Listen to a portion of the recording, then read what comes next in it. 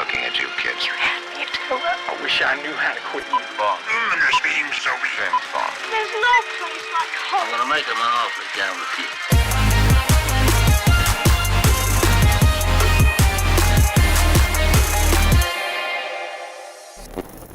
Spider-Man for Best Picture. Well, get me those best pictures of Spider-Man. That was the saddest thing I've ever heard. I'm pretty sure you've heard Saturday because, you know, Don't Look Up exist. Cue the music.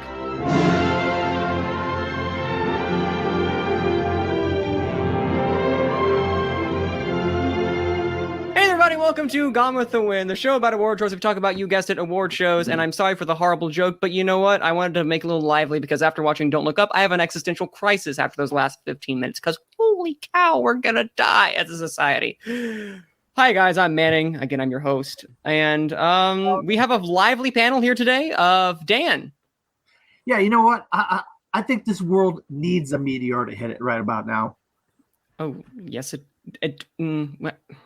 yes and no. I agree, but also no. Malcolm, welcome. Or a comet, one or the other. Hello. Do you think the world needs to be hit by a meteor, Malcolm? Or a comet? I mean, COVID needs to be hit by a small meteor, but If we can get all the COVID in the world should be destroyed. No, fair. Abe, from a personal point of view, if we weren't all to die, but you know, at the spoiler alert, at the end of the movie, not everyone dies. Tell me, should we all die by a big by a big giant meteor? Yes. You should think so. Yeah, we deserve it. This has been your Gone with the Wind podcast. Thank you all for joining. Have a great day. The shortest podcast ever. No. Yes, this is your existential dread that is now currently permeating throughout this entire panel. But hi, everybody. I hope Merry Christmas and Happy Holidays to all of you who celebrate it. We took a break off from last week because the hustle and bustle of holidays really could get overwhelming. And for me, I couldn't juggle everything that was going on. We're back this week with a really... Well, we got a packed agenda because I'm glad we held off because the Oscar shortlist came out last week, and we have some things to talk about, including Kevin Feige and Amy Pascal, basically Sony and Marvel Studios, basically saying we would love for Spider-Man to get into Best Picture, please and thank you. But we'll save that discussion for later. So look at that little tidbit coming down in the future. We have an Oscar shortlist to go through. But before even that, what have we watched during this holiday season? Dan, I know you said you jam-packed a lot of documentaries. Tell us a few sentences about some of the stuff that you've watched. Yeah, you know, obviously, I was prepared to do this a week ago, and I had a nice week of movies like Spider-Man and Matrix and American Underdog and A Journal for Jordan that week that I watched, and I loved all of those films. I mean, Matrix not as much as A Journal for Jordan or American Underdog, but those were very good films. And I missed my press screenings like 3 weeks prior to both of those films. But Spider-Man I got to see on a Tuesday and had my review out on a Wednesday. So before most of the world got to see Spider-Man, I had my review written and posted, and I got to see the movie on a Tuesday, and it was fun to see a movie before everybody else. A lot of the movies I've been seeing lately are before everybody else, but I digress. But this past week, I've been just kind of catching up with movies that I've been like hearing little bits and pieces of, like Encounter with Riz Ahmed on Amazon, which, you know, it was a good movie, but the ending was just kind of, you talk about anticlimactic. I didn't like the ending. The Unbreakable or Unforgivable with Sandra Bullock and John Bernthal and that was very interesting. I saw the short lists of various foreign films and whatnot. I saw Billie Eilish was on there. I was like, well, let me just knock out Billie Eilish documentary. Very interesting. I mean, Billie Eilish I like her music, but I didn't realize the things she had going on.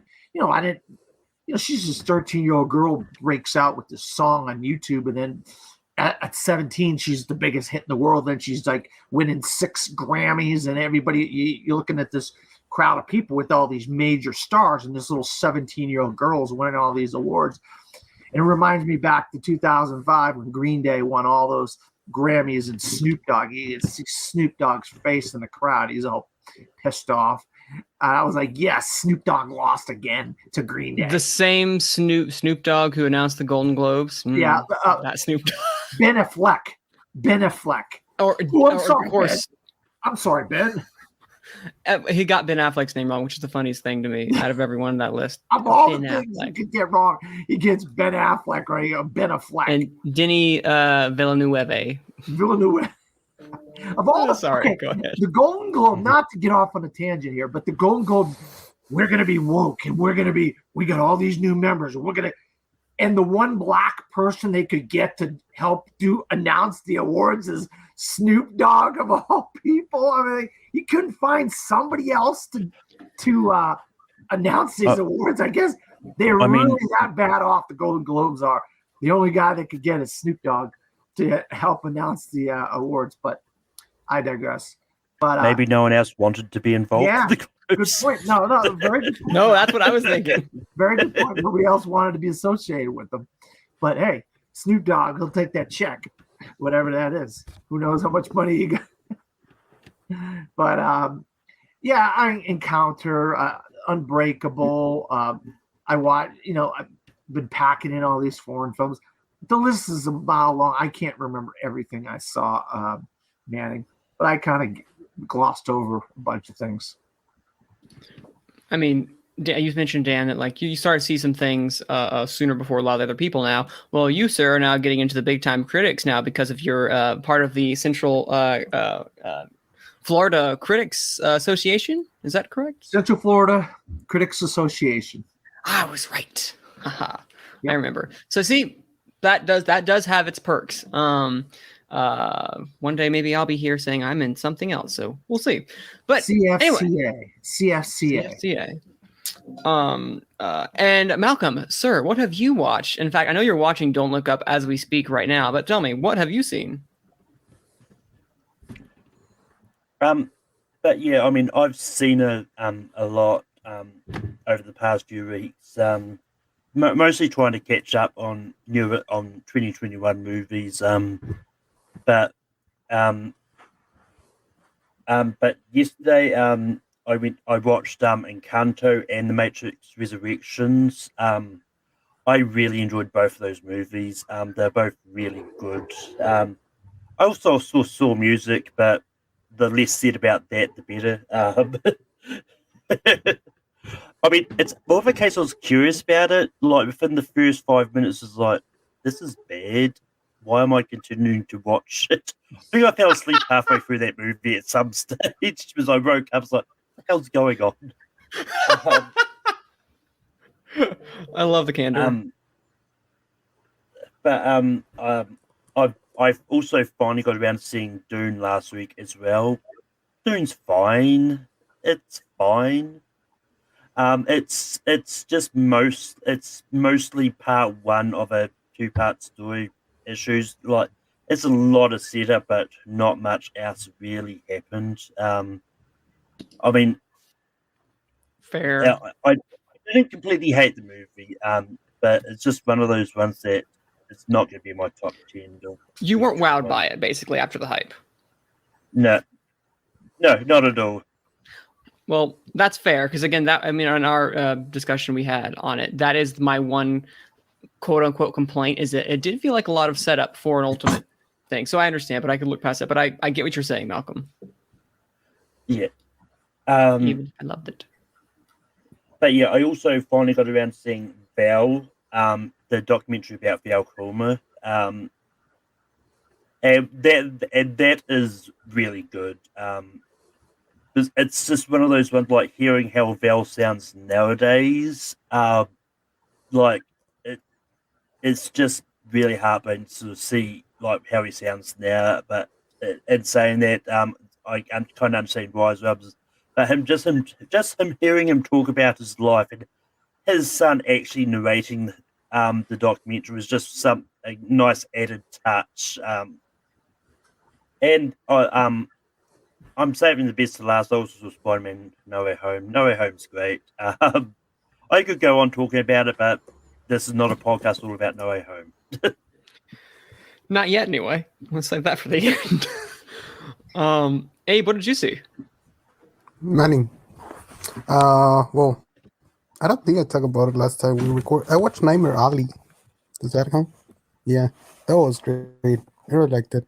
Have a fun time. Like, first part is kind of slow. I think the first 30 minutes, I think it's around that. Then it starts going and it becomes really great movie. Really love Kate Blanchett. Rooney Mara was good. Bradley Cooper was fantastic. Really, really, really good time with the movies. And Guillermo del Toro craftsmanship, like, pretty much flawless throughout it. Like, he was just flexing in some parts. And like, what? You're moving the camera because you just want to show off how great your sets are and everything. Yeah, but fantastic. I also watched Spider-Man. Really enjoyed it. I was not blown away as many people, but I had a really good time. It was fun being in the theater. Like, I got rock concert, which hasn't been, like, I guess, since Endgame. And I had that kind of experience, the theater experience. I watched it the first day it opened. What else I watched? Give me a second. I watched Don't Look Up yesterday, which it was entertaining. I mean, I was not blown away. I don't think it was no pun intended. They should not be nominated for all the Oscars and everything. Like, DiCaprio's good, Jennifer Lawrence is good. Like, everybody's good. Like, they're great actors. They're doing a great job. Mark Rylance, I don't know what he was doing. He was in it. He had some interesting choices. But I just watched it last night. I have nothing else to do, so I'm just gonna watch it. And that's all I've seen the last week because I had to work this week. Mm-hmm. So yeah, no, we made a joke before we started about Mark Rylance and what he was doing. He'd made choices. I respect him for making specific choices. He's a great actor. I don't know why he did that. There was a scene in the movie of Don't Look Up where he, you haven't gotten to this part yet, Malcolm, but where he's kind of like going off on DiCaprio, and I'm like, I'm really enjoying kind of what this weird character you're doing, and then it just kind of.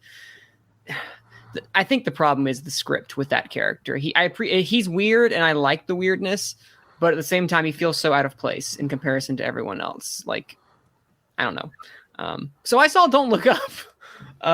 It goes in the pile that I consider Vice is to be an interesting choice in what he's trying to do, but at the same time, I'm not a fan of Adam McKay and what he usually does outside of like his Anchorman, of course, but like his dramatic tendencies outside of The Big Short, I haven't really liked.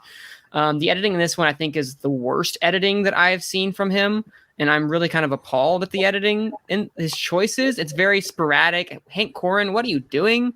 I mean, obviously, he's an Oscar-nominated editor, so what can I say? But these are the same Oscar people that gave Bohemian Rhapsody an Oscar, and I'm never going to forgive them for that best editing win. You hear me, Academy? You hear me? Even if Dunkirk did win, it doesn't matter. I just... Pardon? Dunkirk should have won best editing. No, it did win. It won the year before, I believe. So I'm saying that's why they gave it to him, so they did good.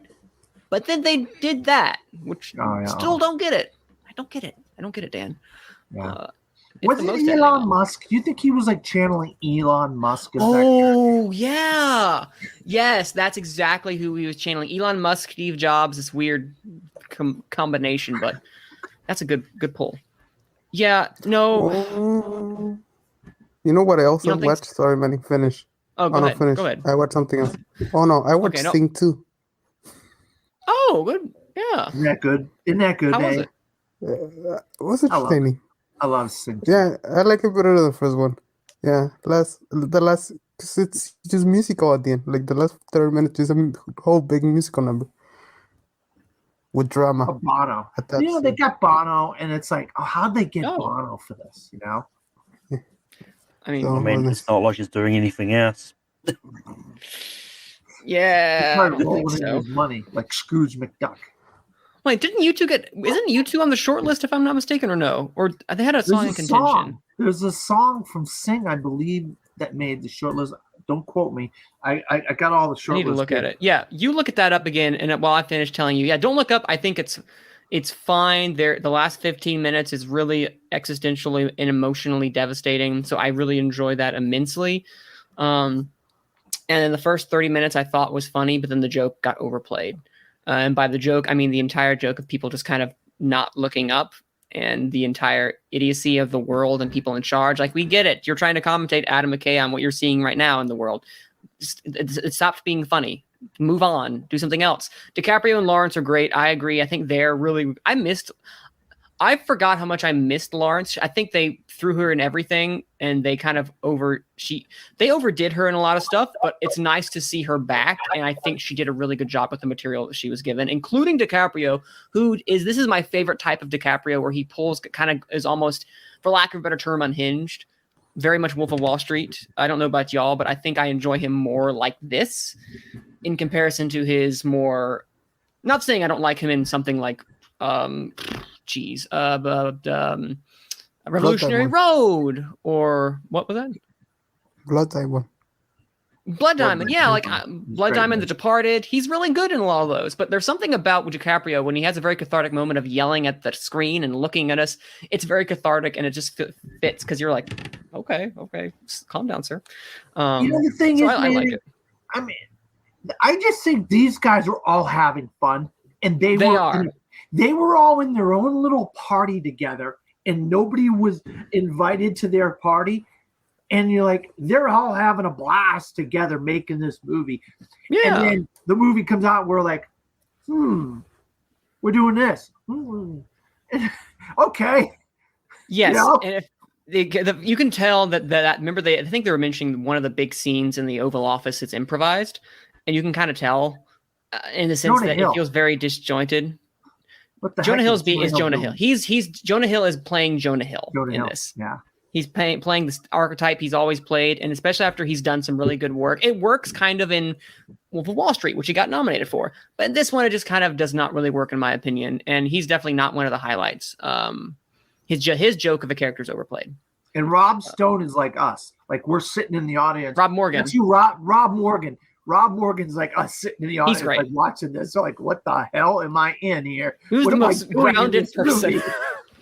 Right? Rob Morgan's like, what the heck is going on around here? I don't even know who Rob Morgan is. So. He is the director of he's the Rob Morgan is like, he's the third build. He's the one who's always tagging along DiCaprio and Lawrence. I don't know who the actor is in general. I'm not talking about who he is. Okay. I'm not who the actor in general. I think he was in again, you might have you seen Daredevil or any of the Netflix Marvel series? I've seen the first 2 seasons of Daredevil.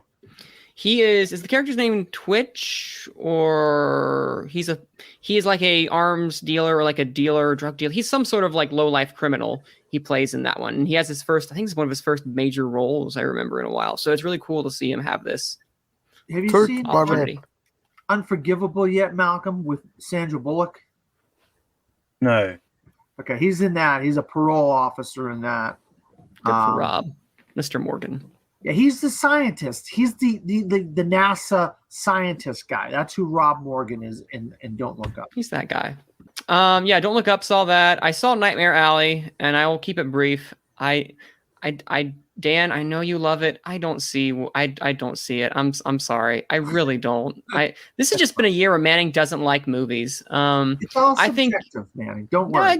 No, agreed. But it's like, no, I kept watching it, and I think to me the story was so disconnected from its first and second half that when they have that literal Iris in and they go back out, it felt like 2 completely different films where I was not emotionally attached to anything transpiring. That said, Cooper is fantastic. Rooney Mara is underutilized. Cate Blanchett I wanted more of. I really enjoyed Richard Jenkins as this really evil guy. Yeah, I'm totally down for that. He is a mean, bad man, and I'm all for that. And I think the production design should be winning the Oscar. That is bar none. It should be winning that Oscar. Cinematography is also really good as well. Dan lost it. Oh my God, he's amazing. I mean, how does he do it? I mean, he's doing John Wick 4, and I cannot wait because I loved his John Wick 3. Yeah, cinematography is great. Technically speaking, Del Toro knows what he likes, and it's fantastic. Quick a question for you, Abe, because I know you also really liked it a lot. For I know why Dan loves it. Why did Nightmare Alley work for you so well? Because of Guillermo del Toro. Oh, I know. what does This it also mean? Why could you go wrong, Guillermo? Oh no, because I was into the story of Bradley Cooper and how trying to be, how to say it, how to achieve something can make you do questionable choices that can affect the other people around that you're affecting directly, and that's what happens in this story. And I was like, I mean, if you have visually, I'm there. If you have me visually, the movie's interesting visually, I was there. But yeah, that like at the beginning, I was like, why is this kind of boring? But when they go out of the fair, or Carnival. whatever you want to call it, the About an carnival. hour into the movie, yeah. Yeah, I was like, whoa, this is happening. Oh my god, well, I don't want to spoil it. Why did that happen? Oh my god, they're doing that shit. And then Kate Blanchett, incredible. She and Bradley Cooper's like the scene they have together. You just feel like you feel terrified for the movie, and it's not even a horror movie, you know. So No, it's not. I was Did you just see the into ending it. coming? Is what I want to know between the two of you two. Did you see the ending coming? You did. Okay. I did, but that doesn't mean it wasn't. I liked the ending, and I won't spoil what the ending was. But the ending is very earned. You can kind of see it coming, but I don't mind that I can see it coming because that last little bit is probably some of the best Bradley Cooper that I've seen. Period. Just that last shot. That's all I'm gonna say. And you gotta sell. Tim Blake Nelson just sells it.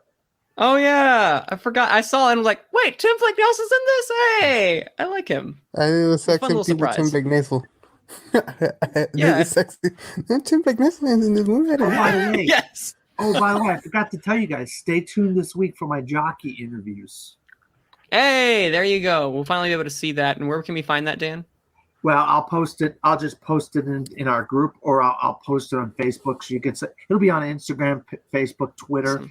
It's gonna because Jockey comes out this week, so my interviews will be out this week. So, and it'll be on. We have a YouTube channel, but we don't do a lot on it. So, when the videos get put up, I'll share them with you guys. You guys can watch them. Awesome. I'm a little nervous. I won't sugarcoat it. I'm a little nervous. That is okay. That is one of your first big interviews, so congratulations upon that. I look forward to seeing it. Anyway, but yeah, that's what I saw, and I also saw Spider-Man No Way Home. I loved it. Again, I won't go into big details right now. I want to save that discussion a little bit more to the end because it has to do with kind of like the best picture race, and now that we have the expanded 10, we'll get into that. Yeah, no, I really loved it. I think it's the best Tom Holland Spider-Man, in my opinion, that we have. It's emotionally, it felt like an actual Spider-Man movie instead of an Avengers level movie. It felt very Spider-Man-y, if that's even an adjective, but I'm going to make it an adjective. And I appreciated what they were doing with this film immensely. I was cheering. It might be the last time I go to a theater for a hot second, because I was over here and like, this is a little crowded. I guess I'll just put my mask on, and even though it's not required in our county, I'll just do it anyway, just in case. Because Do you have Dolby? AMC Dolby? Do you have any AMC? No, the only AMC I found out is 30 or something minutes away, but I saw it at RPX Regal. That's similar to Dolby. Yeah. So I have Regal Unlimited, so I just try to go to as many Regals since I have 2 Regals in my area. Because they're not sitting on top of you with RPX or Dolby. They're next to you, but there's space between you and the next person. Whereas a normal theater, they're like right on top of you, next to you, you know? So those RPXs, those Dolbys, I would recommend going to those type of theaters more than just a regular theater. So they're not on top of you. You're not on top of other people, you know? That way. Just a suggestion. No, that's a good suggestion. I didn't think about that from a logistical standpoint, but that's a good idea. IMAX, you're really on top of each other, at least where I'm at. It's really interesting how. Yeah, IMAX is the same. AMC IMAX is the same, or the Point. The Regal Point Orlando is the one true IMAX, is where I saw Spider-Man, and the people were kind of spread out on that. So Yeah. I guess the IMAX here in the Triad area in North Carolina is a lot more. It's not as spread out. It's very much more. They try to compact as many people as much as possible because the space of the theater isn't as big. So I get that. But anyway, that's what I saw. Long-winded of a rant. But yeah, we're going to get into the Oscar shortlist, which just announced and last Tuesday, I believe. So this will come up literally a week from after their announcement. The Oscars have their shortlist that have officially been announced, and there are some big surprises upon there. Well, not too big of a surprise, but there are some interesting tidbits, and they kind of give us, well, not tell us exactly what's going to get nominated. It can give us kind of an insight what the Academy is watching and what they're really liking. And there are a couple of them that make appearance that I didn't think would make an appearance, but we're going to kind of start with the order. We're going to not talk about the short subjects at this time, mainly based upon the fact that we had not seen any, if besides like the Disney ones.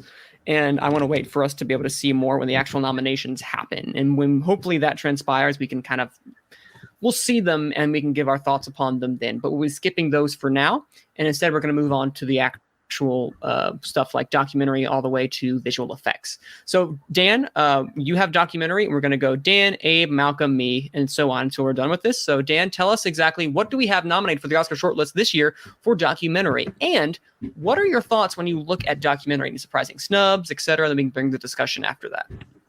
Yeah, the documentary feature film category shortlist starts this way: Ascension, Attica, Billie Eilish, The World's a Little Blurry, Fayadea,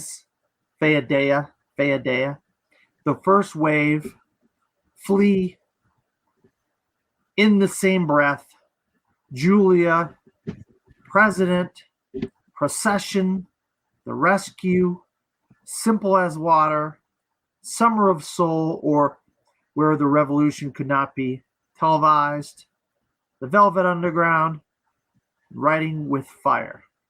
I'll be honest with you, I think this is a very good list, and I don't see a lot of, Arthur Ashe is one I watched. I watched the a couple, about a Japanese volleyball team, that one. I've watched a lot of documentaries this year.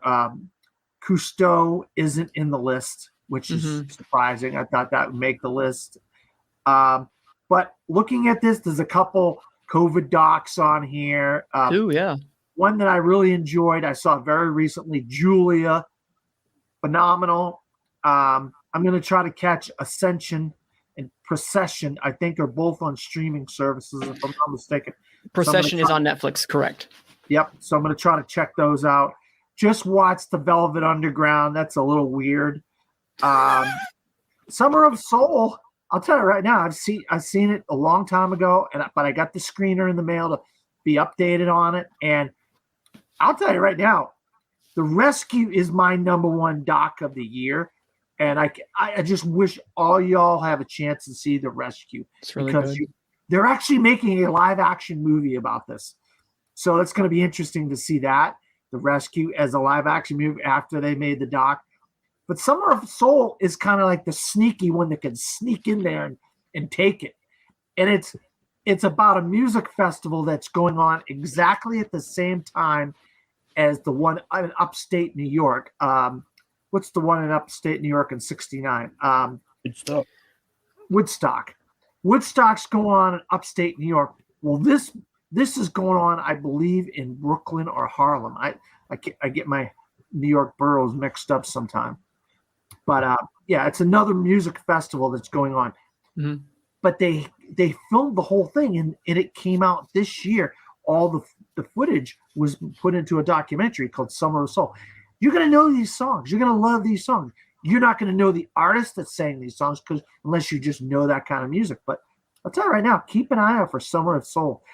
I've been watching a lot of documentaries this year. Yeah. I think this is a great list. I can narrow this down to 5 right now if I had to. Yeah, no, and I think that's really telling fact. There are some ones that are the big misses. I'm looking at comparison to the PGA Producer Guild of America documentary nominations that came out last week, as we talked, or 2 weeks ago, that we talked about with Daniel, and it is Ascension, The First Wave, Flee, In the Same Breath, The Rescue, Simple as Water, Summer of Soul, Riding with Fire. All of these nominated or it's in the shortlist. They're all in the shortlist.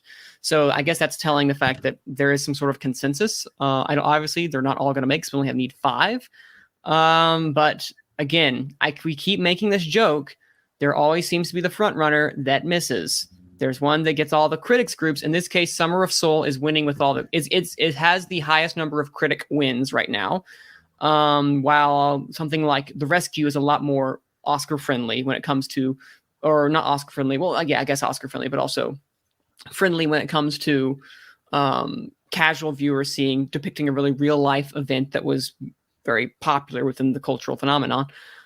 Abe, for you, looking at this list of different docs, for you in particular, not just about snubs, what we have here, what do you see these that are actually coming to the forefront? And is Summer of Soul going to be the one that's going to ultimately miss? We joke about it, but it statistically happens. Manny, I need to do my homework in documentaries. However, I can tell you that I see the normal ones that have been nominated in many parts. You know, you see Summer of Soul, you see Flee. I believe The First Wave has also been nominated regularly in some awards. I haven't watched more because I've been busy. I haven't been able to catch up with many films as I want to. But, you know, is Summer of Soul a favorite? Will you consider it?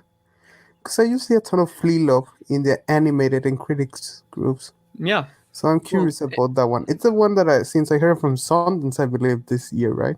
Came on Sundance this year. I've been looking to watch it, but there's no option to watch it online. So I guess I just have to wait. Hulu. Flea's going to be on Is it Amazon. Hulu? Is it Amazon? Flea's going I don't know, but somewhere. Flea's I don't know where coming Flea to is. one of these streaming services soon. I don't know which one, but it's coming to one of the streaming services. I'll look it up. Thank you, guys. Yeah, Summer of Soul, I believe, is on Hulu. I mean, Yeah, for me, that one I that's know what it we is. have started. Yeah, No. that one's in Hulu. Oh yeah, there was a Searchlight. Summer of Soul was a Searchlight. So because it's Fox or Marvel, Disney bought, so Hulu would be the place for it. Yeah. So keep an eye out for Hulu for Summer of Soul. Yeah, because that's Searchlight. I think The Rescue, Abe, though, I want to just comment real quick on. I think The Rescue is the favorite. But that's what Manning was getting at. Like the favorite's gonna. That'll be the freaking luck that The Rescue gets knocked out, and it's Summer of Soul's getting a lot of love, but they're doing a huge campaign. Searchlight doesn't have a lot of things to campaign with. Tammy Faye, we've talked about this already. Tammy Faye, Nightmare Alley, and Summer of Soul are their big 3 horses. So they're pushing those 3 horses as much as they can. So a lot of people know they've been getting the screeners in the mail for Summer of Soul, Abe. And that's why. The Rescue now is on Disney Plus. You can go to Disney Plus and see The Rescue on their Nat Geo very good section of Disney Plus. So I recommend that if you have Disney Plus. Then go watch Will Smith's, whatever the hell that is. That Will Smith documentary thing. I watched the first episode. Wow, that's crazy. I'm gonna watch the next 6 episodes. Forgot. It's good. It's really good. It's beautiful. Oh my god, it's so beautiful. I'm gonna try to catch up with the next 6 episodes of that. So Malcolm, when you look at this list of documentaries that we have, obviously one of the biggest surprises, I guess, for most people is the Billie Eilish documentary that managed to make it very commercial in comparison to some of the ones that we have there. So Malcolm, you see this. Does Billie Eilish get an Oscar nomination not only for No Time to Die, but also for documentary? Yeah, I mean, I'm not a big documentary person. I've only seen Summer of Soul on this list. And I mean, and I can actually see maybe Billie Eilish getting 2 nominations. Or the other thing that I can see happen is she misses out for song and gets in here. But it's one of those ones that, like, I think it's possible you can get we can get Billie Eilish somewhere in this award race, but where is the interesting thing? The thing I'm disappointed in is Val did not make it in. I thought for sure the Oscars would have campaigned to get a documentary yeah, about one of their Val. own into this race, but I forgot about Val. Amazon was campaigning Val. I saw it whenever I went to like a critic site. When Amazon Val, like they made sure that you saw that. You're right. I am shocked that it kind of missed the shortlist It's kind of because it was getting straightforward, decent guys. reviews. It's Well, kinda true, but it was straightforward. getting decent reviews, especially Yeah, when It was. it got decent reviews. I think it got like a couple of critics. Was it nominated Critics' Choice? I could be wrong. It got in I need to somewhere. double check that. I remember it did get Val did get in somewhere, Malcolm. I just can't remember where. No, I'll double check that at the moment. But yeah, no, that's the documentary. At the end of the day, I think you have three big ones. If we were deciding this today, I think the three big ones that are most likely going to make it, you have Flea, you have The Rescue, Summer of Soul. Those are like, I think them are the three main ones right now that we're looking at. And then you're probably going to get one of the COVID docs of In the Same Breath or The First Wave. One of those two. You're probably not going to get both.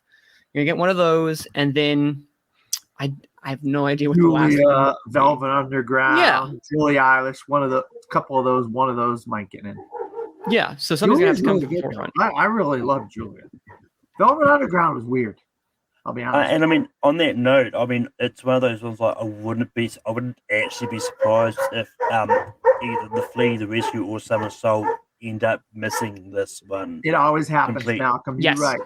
Good point. But I mean, Valid point.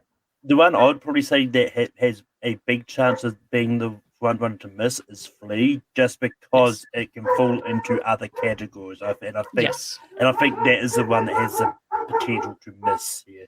Well, I think if it's going to miss anyway, we haven't gotten into this conversation, is foreign film. I think it has a better shot in doc and animated than it does foreign film, because foreign film is stacked with unbelievable films. True. That's Although just my 2 cents on it. Yeah, I see documentary though. They're along the lines of, they're the people who will snub Apollo 13 because Apollo 13 was And Apollo Won't 11? You Be My Neighbor? Yeah, Won't You Be My Neighbor? Yeah. 11. Yeah, I realized that 13. Wait, that's not right. Apollo 11, because it's archival footage. Because they will be the people who do that or find ways to nitpick. I don't know. I'm not in the branch, but I'm curious to see. They might be like, oh, it's an animated film. We're not going to do that. It's not a real documentary. I don't know. But you're right. Flea could be on the chopping block, but it could also be on the chopping block because there is so many great international features, which by that definition, Abe, can you tell us what's been nominated for Best International Feature for the shortlist? I really like your segue. Thank you. I helped with that too. I tried. Yes. So, international feature film for the 94 Academy Awards shortlist.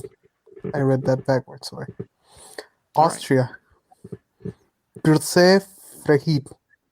I'm doing the Great Freedom. Okay, so you say it in English, I'll say it in the actual language. Belgium. Un Monde. Playground. Bhutan. This one has no, it's just Lunana, a Jackie the Classroom. A yak in the classroom. Yes. Denmark. What a weird title. Flea. Finland. Iti Inru. I don't know how to pronounce six Department in number Finnish. 6. So. Yes. Germany. Ik vind den message. I'm your man. Wait, are you doing this really? You're doing this really well, and I'm not even. If someone's German, it's like, wow, he did a horrible job. I apologize, because you're doing really well, Abe. Keep it up. I'm just saying it confidently. Iceland. Lamb. Iran. Gaharim. A hero. Italy. Y está la mano de Dios. A hand of God. The hand of God. Japan. Drive my car. Drive my car. Drive Kosovo. Hive. Now prepare for the best one. Mexico. Noche de Fuego. Now Prayers for the school. Good job. Norway. Verdens verste Meniski. The worst person in the world. Panama. Plaza Catedral. I know how to Plaza pronounce it. Cathedral. Cathedral.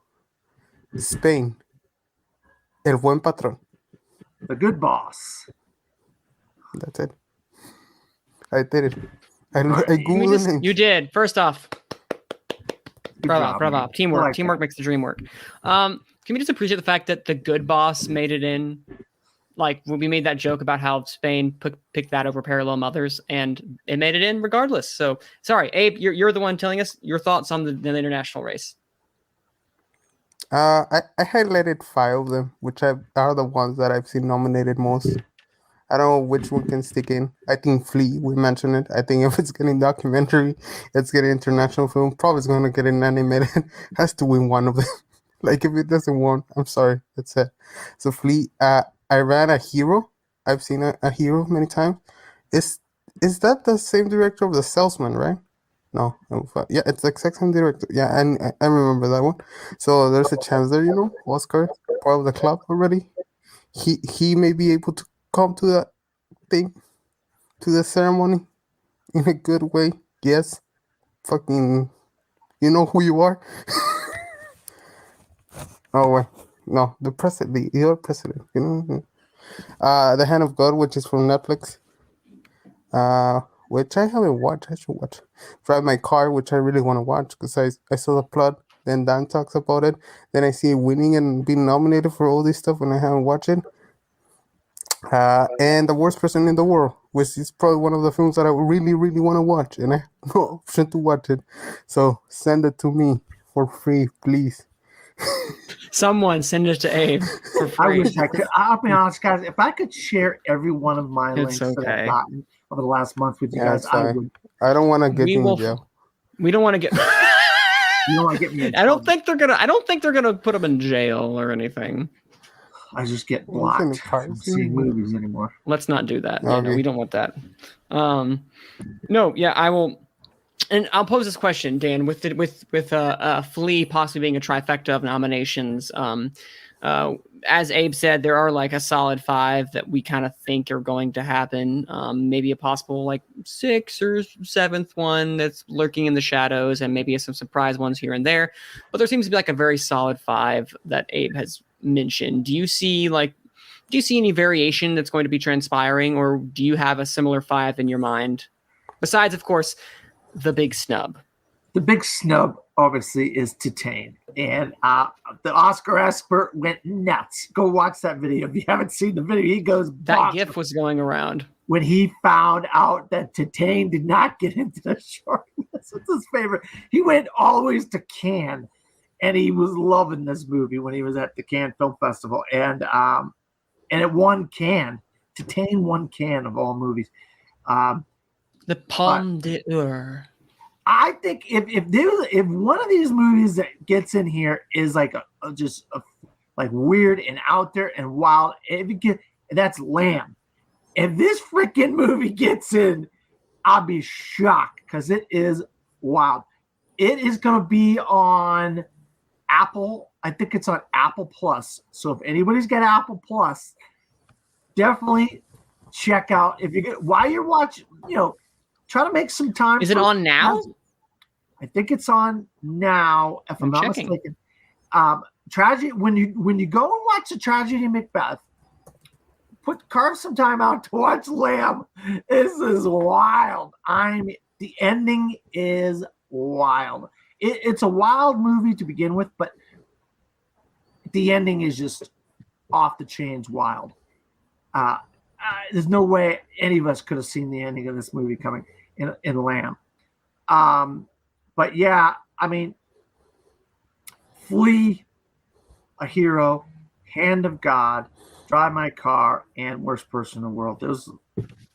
If it's not those 5, I'd be shocked. I mean, that to me would be the 5. If I had to pick my 5, those would be the 5. So there you go. I'm looking at it now, and apparently I have to pay money to rent Lamb on Apple Oh, TV. I'm sorry. I apologize. No, it's fine. How It's we just like, on come there? I on, thought it was- come I thought it on, was guys. I thought You're I thought it was partnering. Apple Plus. No, That was you know it just is. a normal Apple Plus movie. Just I go mean- into Google and put Lamb, and then it'll give you all the places it's playing. Yep.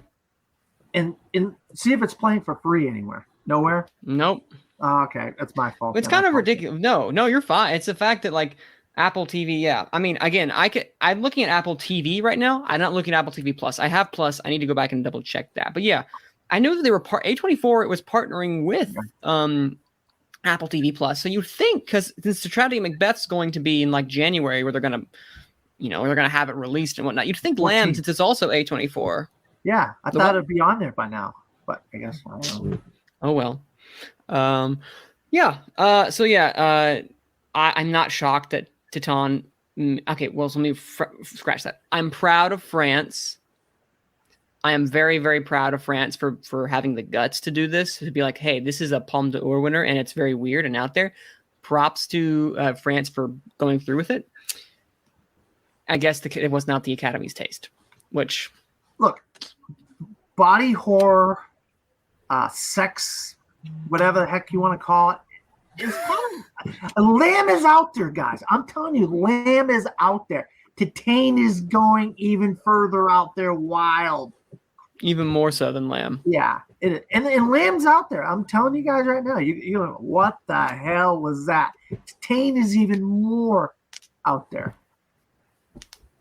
Well, regardless. I think, yeah. I guess I was hoping it would make the shortlist, but just to be able to see because how different it is, and think of how really of a cool nomination that would have been in comparison to. Not saying again, I'm excited to see Drive My Car, and I'm pretty sure that's your front runner right now with all the critical consensus that we've had from LA, from New York, which again they don't usually agree. But Malcolm, Mr. Malcolm, looking up Lay. Tell me, you look at the international films, and I know you usually you're not a big international person because of subtitles, but you looking at these picks, do you feel like there's just a consensus 5 at this point? I mean, yeah, I mean, as you said, I'm not a big foreign language person, but I mean, when I was doing my Gold review, I just went for the top 5 they have on Gold review, which is the ones you've already said: Drive My Car, Worst Person, Flea, Hand of God, and the other one. Hero. Yeah, A Hero. Just because I figured I don't really know much about these movies to try and make educated guess, so I'm just going to take the top 5 they have on Gold review at this point. Pretty smart move on your part, Malcolm. Yes, these 5 are by far, maybe not by far, but by enough margin to be the ones that are kind of like out far ahead. And with Titan gone out of the conversation because people were like, oh, maybe it could be a surprise winner if it gets not in the short list, or not surprise winner, it's surprise nominee. That's not going to happen. I think we're going to get a solid 5 and maybe like something like a I'm Your Man maybe making it in over one of the stuff. But I think at the very end of the day, for Dan Stevens' charisma alone, I think at the end of the day, these might be your 5. We'll see. Of course. We'll wait till the nominations in January when they are announced. But Malcolm, you have one that is for us. If it is not international film, you have makeup and hairstyling. So tell us, what is nominated on the short list? On the short list for makeup and hairstyling is, for some reason, Coming to America, Cruella, Cyrano, Dune, The Eyes of Tammy Faye, House of Gucci, Nightmare Alley, No Time to Die, The Suicide Squad, and West Side Story. Where is the West Side Story makeup? West Side Story is on makeup. The hairstyling. No, but where is it? But what the hairstyling? I mean, Do you see those curls? I mean, it's one of those ones. I think for a lot of the period pieces, like West Side Story essentially is in a way. They do somehow find their way to make it onto the shortlist at least. But yeah, I mean, this is a good bunch. I mean, I don't know why Coming to America's here. I didn't find their makeup and hairstyling that exciting. But I mean, I like to see this. I actually quite like seeing Suicide Squad here, and I want to see them get nominated and potentially win. And That'd be the hilarious. first movie to win makeup and hairstyling for essentially the same name of same movie. Just the in the beginning. This is Yeah. coming down to I mean, you may have the issue with West Side Story. No Time to Die making makeup and hairstyling is a weird one for me. it's because of Rami Malek. Yes. I was about to say because of his scars, which. Okay. But yeah, I mean, it's one of those ones that, like for me, the 5 I've got is Dune, Cruella, The Suicide Squad, House of Gucci, and I'm pretty sure that's just for Leto, and Nightmare Alley. I was about to say there is a big one though that I think that we should look out for in the sense that, well, it may not win because unless I don't know. But Dan, there is one probably I know that you agree with. It's Eyes of Tammy Faye, right? It's coming down to these two, Cruella and The Eyes of Tammy Faye are going to win. And Gucci Not has House of Gucci. Yeah, House of Gucci has a lot of makeup and hairstyle and stuff. It has a lot of style with that kind of stuff going on with some of their characters, especially Lady Gaga's character. She changes her look, her hairstyle, especially, yeah. And then you have like Jeremy Irons looks kind of weird. You have Adam Driver has different looks in the movie. Obviously, Jared Leto. There is, along with the clothes, the makeup and hairstyle, it kind of is part of that whole thing that they got going on and Gucci. So I would not be surprised to see Gucci nominated for this, to be honest with you. What's his face was kind of weird though. I would have liked to seen The Last Duel get in here with some of those decisions on hairstyling and Actually, come to think of it, like with blonde hair and I don't know what the heck kind of mullet Matt Damon was wearing. That would have been funny if they would have put that in. That was a look. Come to think of it, I think Spencer should have been here instead of coming to America. What? Because making anyone look like Princess Diana can't be that easy. Nope, you hit the nail on the head. Spencer should have been in here. Yep, I'm glad you said that. Spencer did not actually have a really good time at the shortlist. Like it was not able to get into. I mean, honestly, the only ones that really had a chance in are makeup and hairstyling and original. It made an original score. My bad. Okay, I was thinking it missed that one, but it missed makeup and hairstyling, which I'm not sure what that means for it because it made it in for music original score, which we'll get into in a second. But no, I think House of Gucci is going to make it in based upon the Jared Leto makeup because I will admit, as mixed as I am on that movie, that's pretty great makeup. Like I forgot it was Jared Leto. I mean, I knew it was Jared. No, it doesn't look like I knew it was Jared Leto, but I sometimes forgot because of how it looked. And the voice is so goofy, and you know. Yeah, let's not get into that goofy voice. No, Gucci's getting in there, but I still think Tammy Faye should win. I believe Tammy Faye should win this. But that's great, and then some great makeup and hairstyling in that one just for Tammy Faye alone. But Abe, looking at the makeups, do any of them stick out to you as why are they here, or any big misses, or like, oh yeah, this is definitely a winner?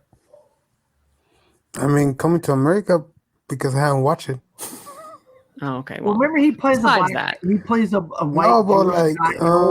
Jewish guy in that.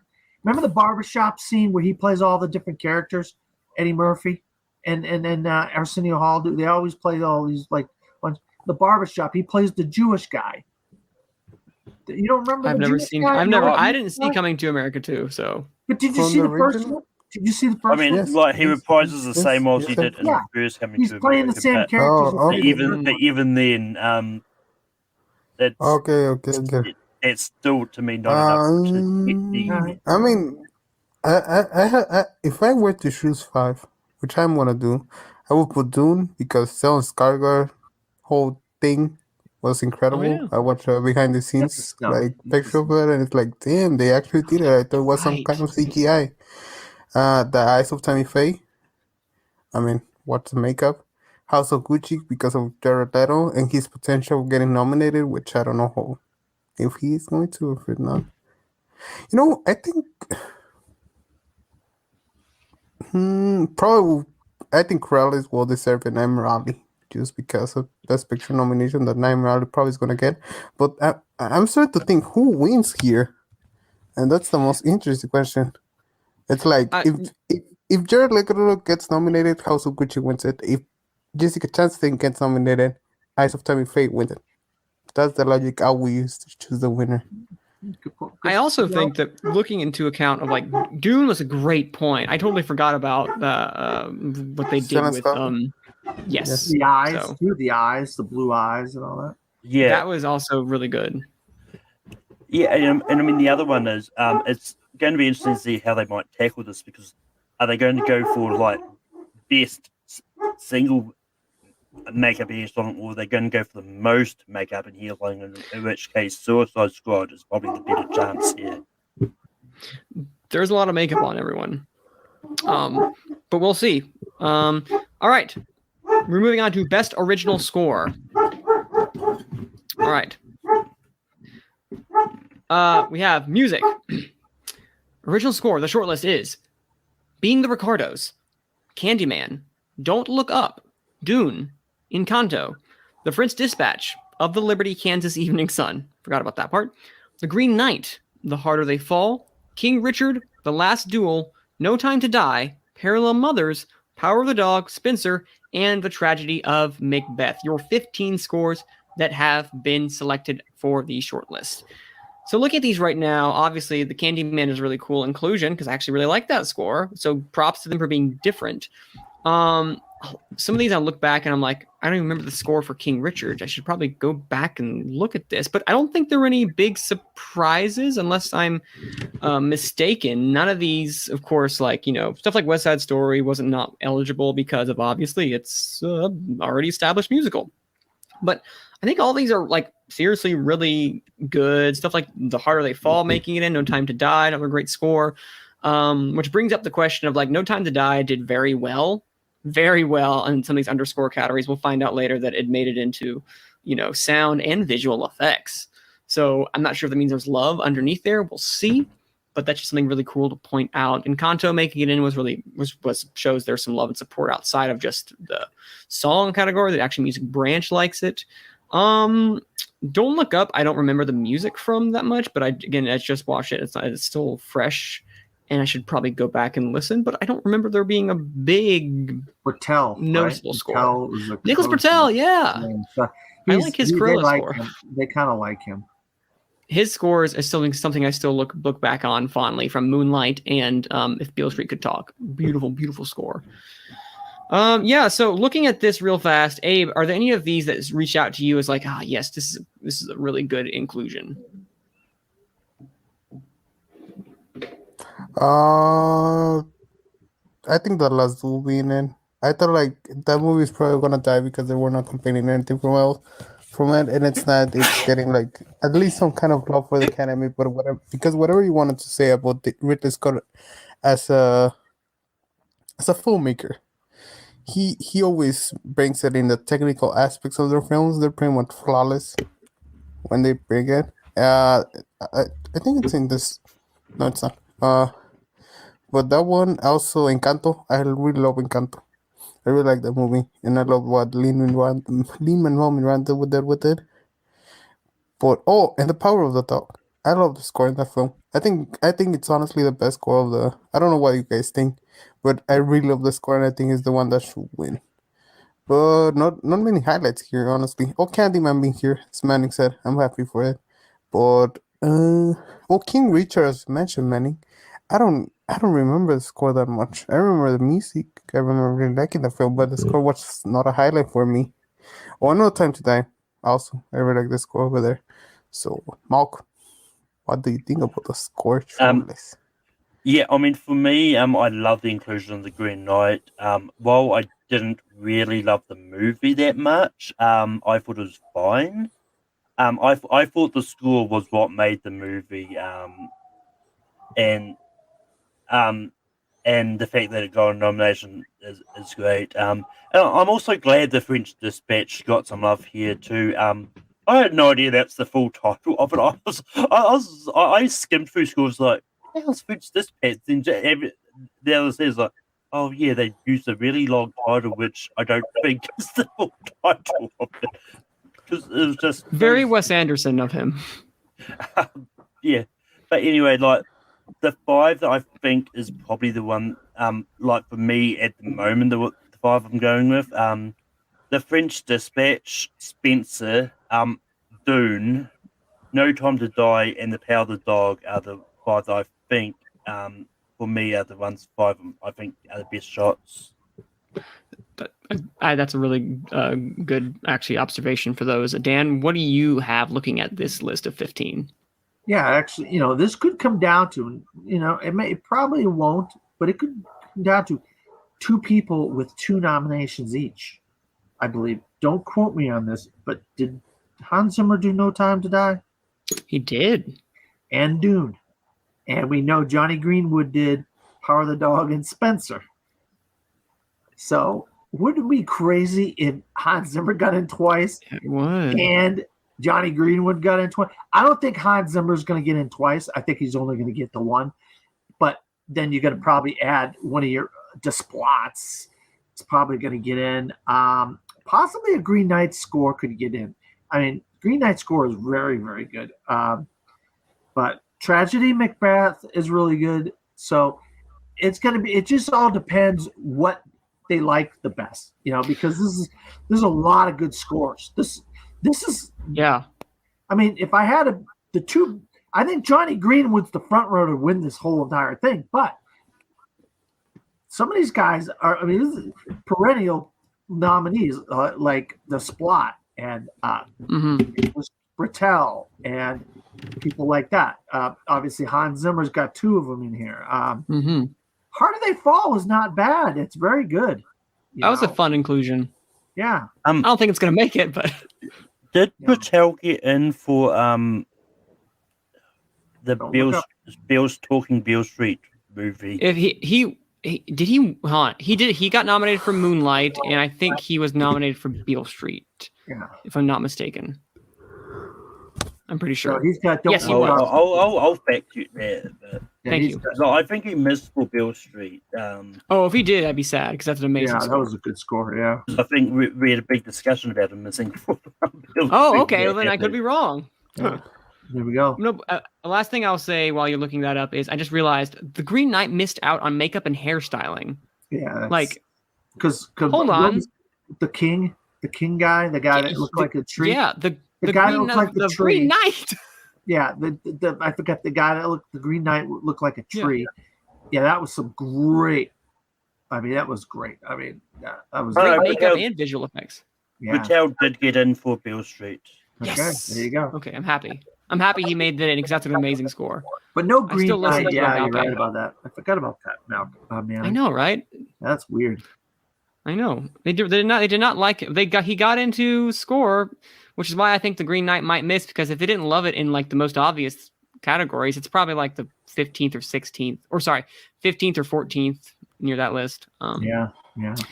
But anyway, so yeah, music or original song. Dan, hit us with what we got. So May We Start from Annette. Oh God. Down to Joy from Belfast. Right Where I Belong from Brian Wilson, Long Promised Road. Automatic Woman from Bruised. Dream Girl from Cinderella. Wow. Beyond the Shore from Coda. The Anonymous Ones from Dear Evan Hansen. Just Look Up from Don't Look Up. What a great song. Yeah, it is. All right, no.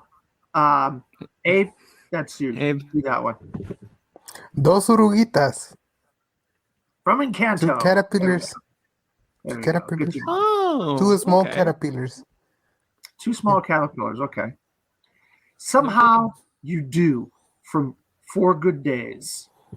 Guns Go Bang from The Harder They Fall. Be Alive from King Richard.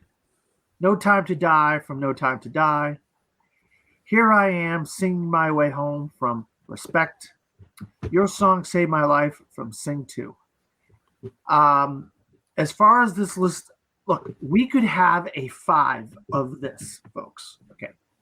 Just bear with me. We could have a Billie Eilish. We could have a Jennifer Hudson. We could have a Ariana Grande. We could have a Beyonce. We could have a Jay-Z in this category. We could also have a Van Morrison in this category. That's a 6th one. So, I mean, this category is absolutely stacked. The one song that's like a popular song, though, but it's from 2 years ago, is the James Bond No Time to Die song. So, and if you watch the Billie Eilish documentary, you'll see them kind of going over making that song. Really? Documentary, yeah. So there's that. There's that kind of connection to the No Time to Die song a little bit. But yeah, this, and also Bono. No, well, it's not Bono, but your song Saved My Life, that's, I believe it's Scarlett Johansson is the porcupine, sings that song. If I'm not mistaken. Abe, you saw sing too. Is that the porcupine that sings that song? Your song Saved My Life? I believe she is. I believe she is.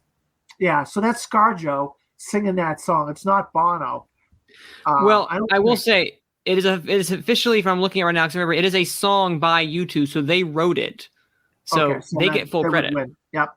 So then look at the people that you could potentially have nominated, and this could be the most stacked song category we've had in a while, with all these major players in the music industry, you know. Plus, what's her face, who always gets nominated and never wins. She's like the Susan Lucci. I think is that Diane Warren. Is that 4 Good Days? Is that the one she did? Yes, it is.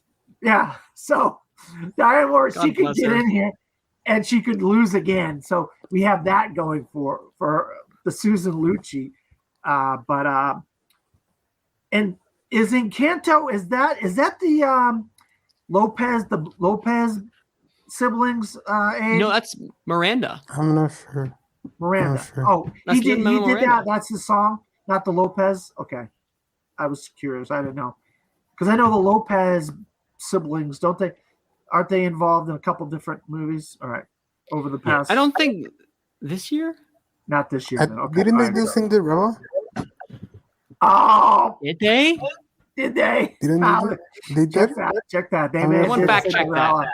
Yep. Dream Girl from Cinderella. And that's that. Oh, speaking of another one, another big name who's the star of that movie is a big name singer. What is her name? God, I can't think of her name right now. What is her name? She's a huge singer now. Came out of nowhere. What is her name? Okay, so apparently Dreamgirl is sung by Idina Menzel. But the star of the movie is Camila Cabello, yes. Cabello, yep. So, but apparently Dreamgirl is sung by Idina Menzel only. So Camila Cabello isn't even in it. Yeah. So if it gets nominated, just don't get Travolta to announce it at the Oscars. Yeah, we don't want that. Good job, Malcolm. Glad you made that point, Malcolm. Good point. You're right. Adele Dazeem. Yeah, the Lopez didn't make Cinderella. The Lopez didn't make. I don't know. They have a live action thing coming out. I just don't know which one is it. My question is this: you only have 5. What are the odds that the anonymous ones gets in? Low, because No. okay, this is how I see the 5 shaping up to be. You're going to have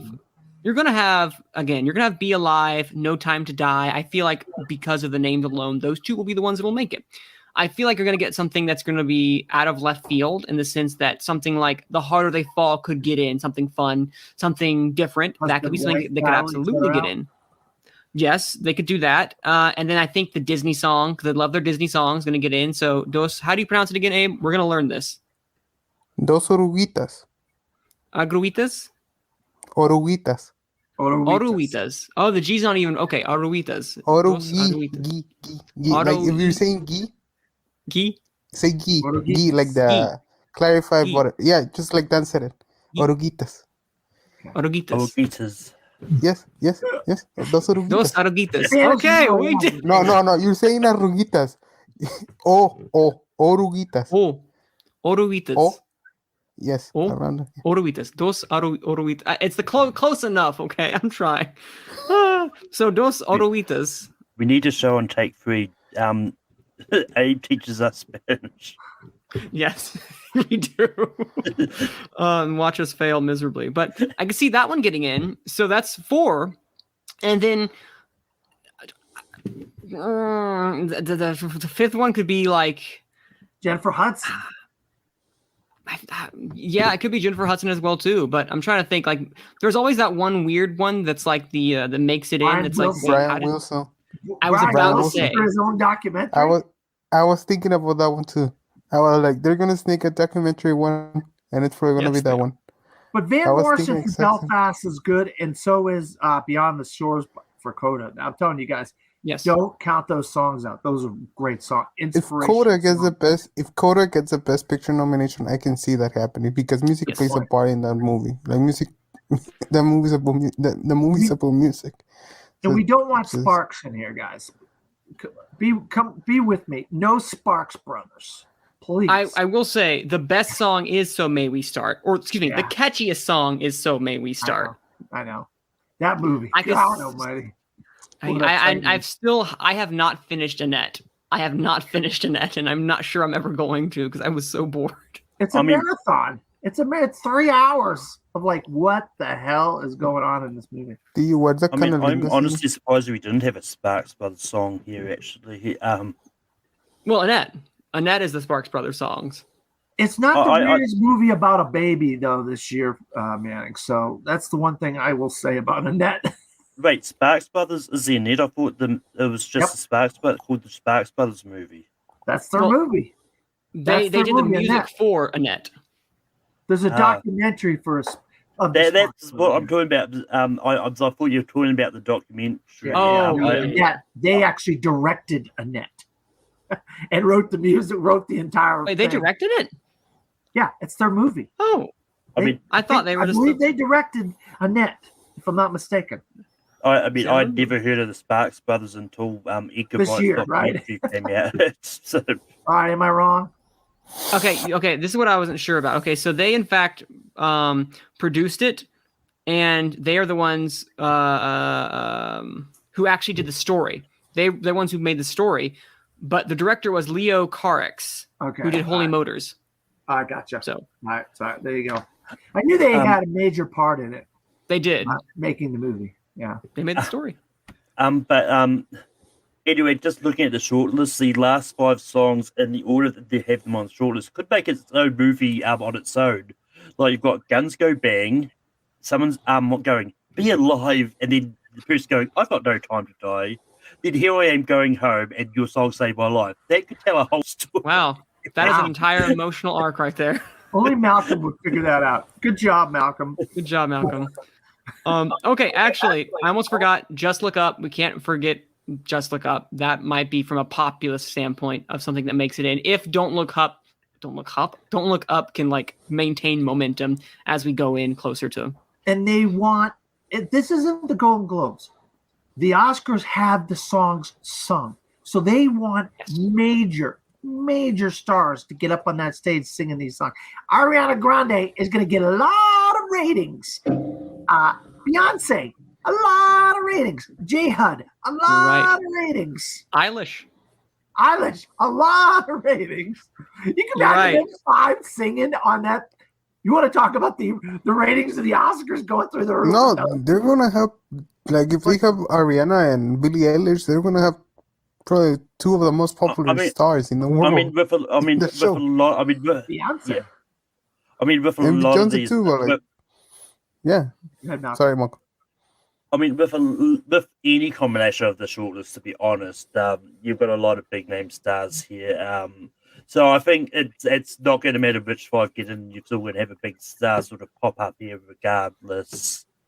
And I'll be honest, Beyonce is going to be my toilet break if that song gets nominated. I don't like her song. I love it. that song. I'll be honest with you, Malcolm. I'm not saying anything about the song.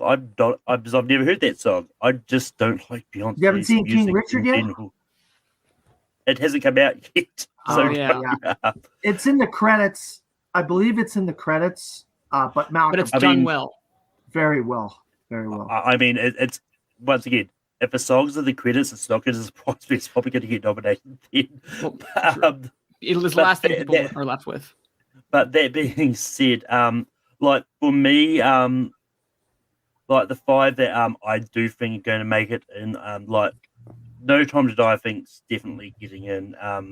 Yes. I mean, I put Be Alive in there just because it's Beyonce, but I mean, it's still one that I've not heard. I'll probably listen to all of these later to do a more sort of thing on it. I do think Encanto's getting in because they do love the animated music. No, They'll probably I mean, just looking at the person who sang it in the movie, they'll probably get a big name star or even Lin-Manuel Miranda to sing it themselves, because the person who actually sang it in the movie is not, I don't think it's a really well-known person. So if it gets nominated, they might get someone else to sing it, which is something they've done before. And I do think the Brian Wilson song might make it in because I mean he's a big well-known, like it or not, he is well-known, and it could be the only way you're going to get him there. And I actually do have the song from Respect getting in there as well, because Yeah. Jennifer Hudson. that's again, yeah. I'm not gonna hold Brian Wilson and be like, yep, nope, he's not gonna make it in. Yes, he might absolutely, because it's Brian Wilson. There's always that doc that seems to make it in. But Can you imagine though, Yeah, moving like right Billie Eilish, Ariana Grande, Jennifer Hudson, Beyonce, and then Brian Wilson? what an I mean, oddball he's that five, right? yeah, it would be an oddball. But anyway, moving right along, we have sound. So Abe, tell us what is nominated for sound this year. Manny, we're not saying nomination. We're doing shortlist. Sorry for the correction. Thank you. Shortlist. Thank you. No, please. Thank you. Okay, 94 Academy Awards shortlist. Sound. Belfast. Dune. Last Night in Soho. The Matrix Resurrections. No Time to Die. The Power of the Dog. A Quiet Place Part 2. Spider-Man. No Way Home. Tick Tick Boom. West Side Story. So I have And- 5 highlighted. That's all. Yeah. Okay. I have 5 highlighted. I think they make sense. Well, I have not watched only 2 of the ones. Matrix, which I'm watching tonight, and Belfast, which I just haven't had enough to watch. I think Dune gets in because the sound in the movie makes the movie just incredible. The Power of the Dog, which is great. Also, you can hear the West. Well, is it Montana? Is Montana? No. Yes, Michigan? it's New Yeah, Zealand, but Montana. it's Well, Montana. New Zealand, but Montana. I think A Quiet Place Part 2. The last one got the first one got the 2 nominations in sound. I think it makes total sense to be nominated. Tick Tick Boom, because it's a musical. It's well made. Incredible. And also, I don't see any of the others coming in. Maybe No Time to Die, which had a really good sound. And West Side Story, because it's a potential Best Picture nominated. It's a musical, so you get 3 drama. Whoa. Yeah, those. You get the musicals, you get the actioners, the Dune, the Quiet Place. You get just the well mixed, well composed as The Power of the Dog, which Yeah. makes sense because I honestly haven't watched the Resurrections and No Time to Die. Probably that's the biggest thread that I can see because of the love we got. I wouldn't be surprised not to get that gets nominated. So I think we can all agree on those 5. Right? I'm not crazy thinking about that. Yeah, I mean, this is the interesting mix of a bunch of sound, for sure. The sound is great in The Matrix Resurrections. I actually just swapped out West Side Story for Matrix on Gold Derby just then. But yeah, I mean, this is once again, this is a tough one to pick.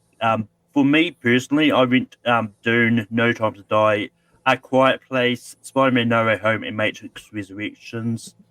I mean, I think A Quiet Place Part 2 is a good shot just for the fact that the lack of sound at times, as well as the way they use the sound when the monsters attack, I think it's a great mix in that. And so I think that's good.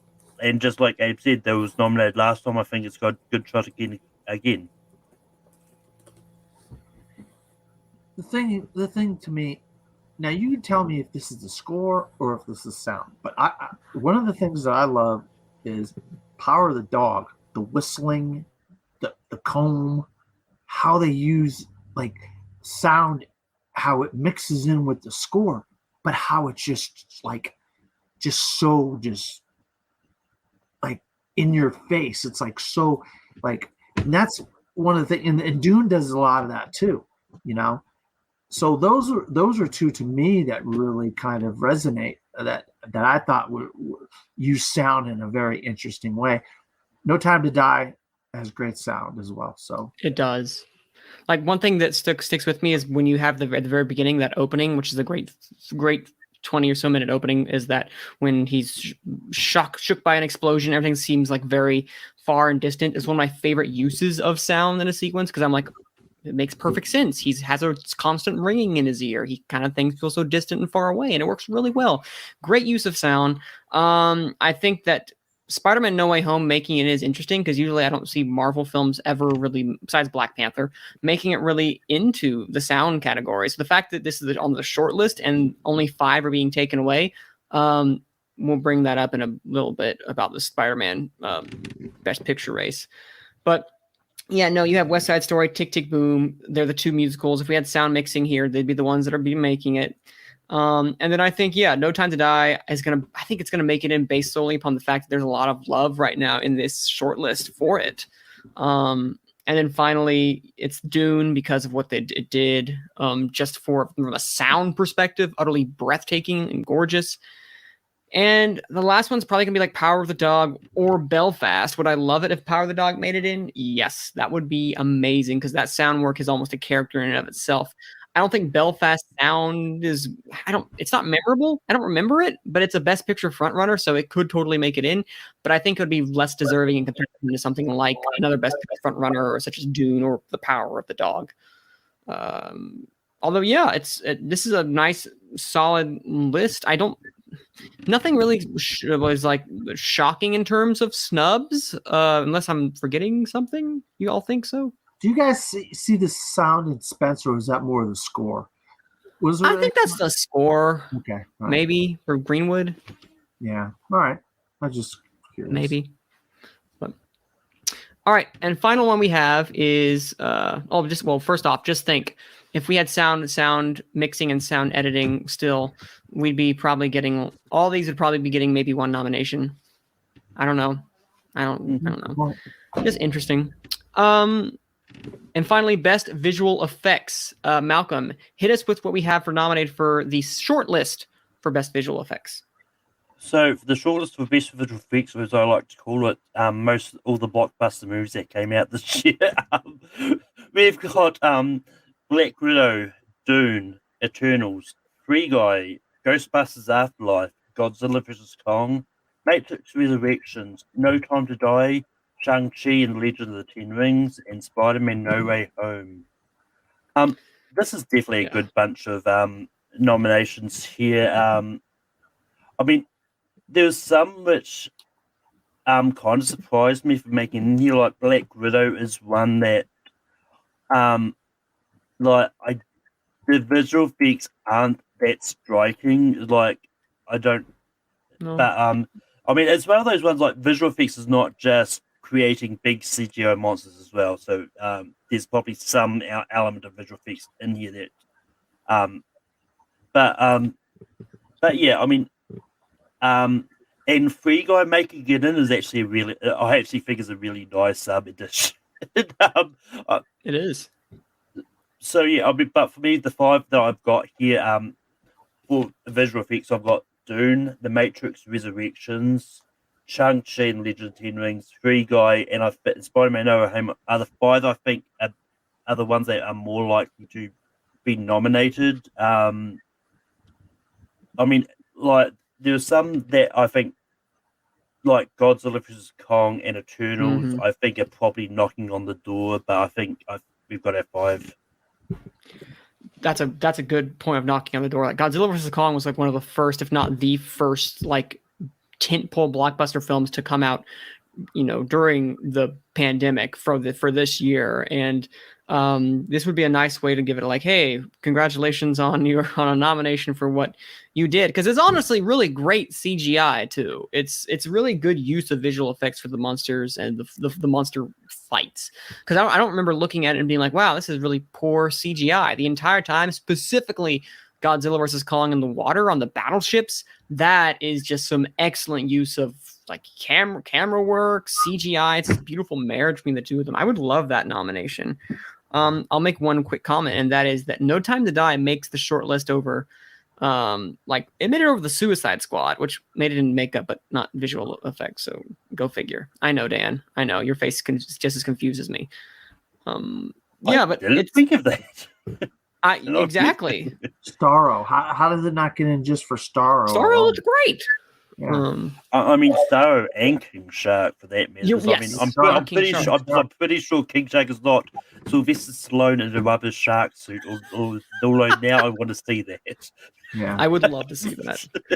Yeah, No Time to Die made it in, so that's why I'm thinking like, I think we should look out. I don't think it's getting a Best Picture nomination. Some people are saying, oh, it's Best Picture. No, it's going to probably get some good below the line showings.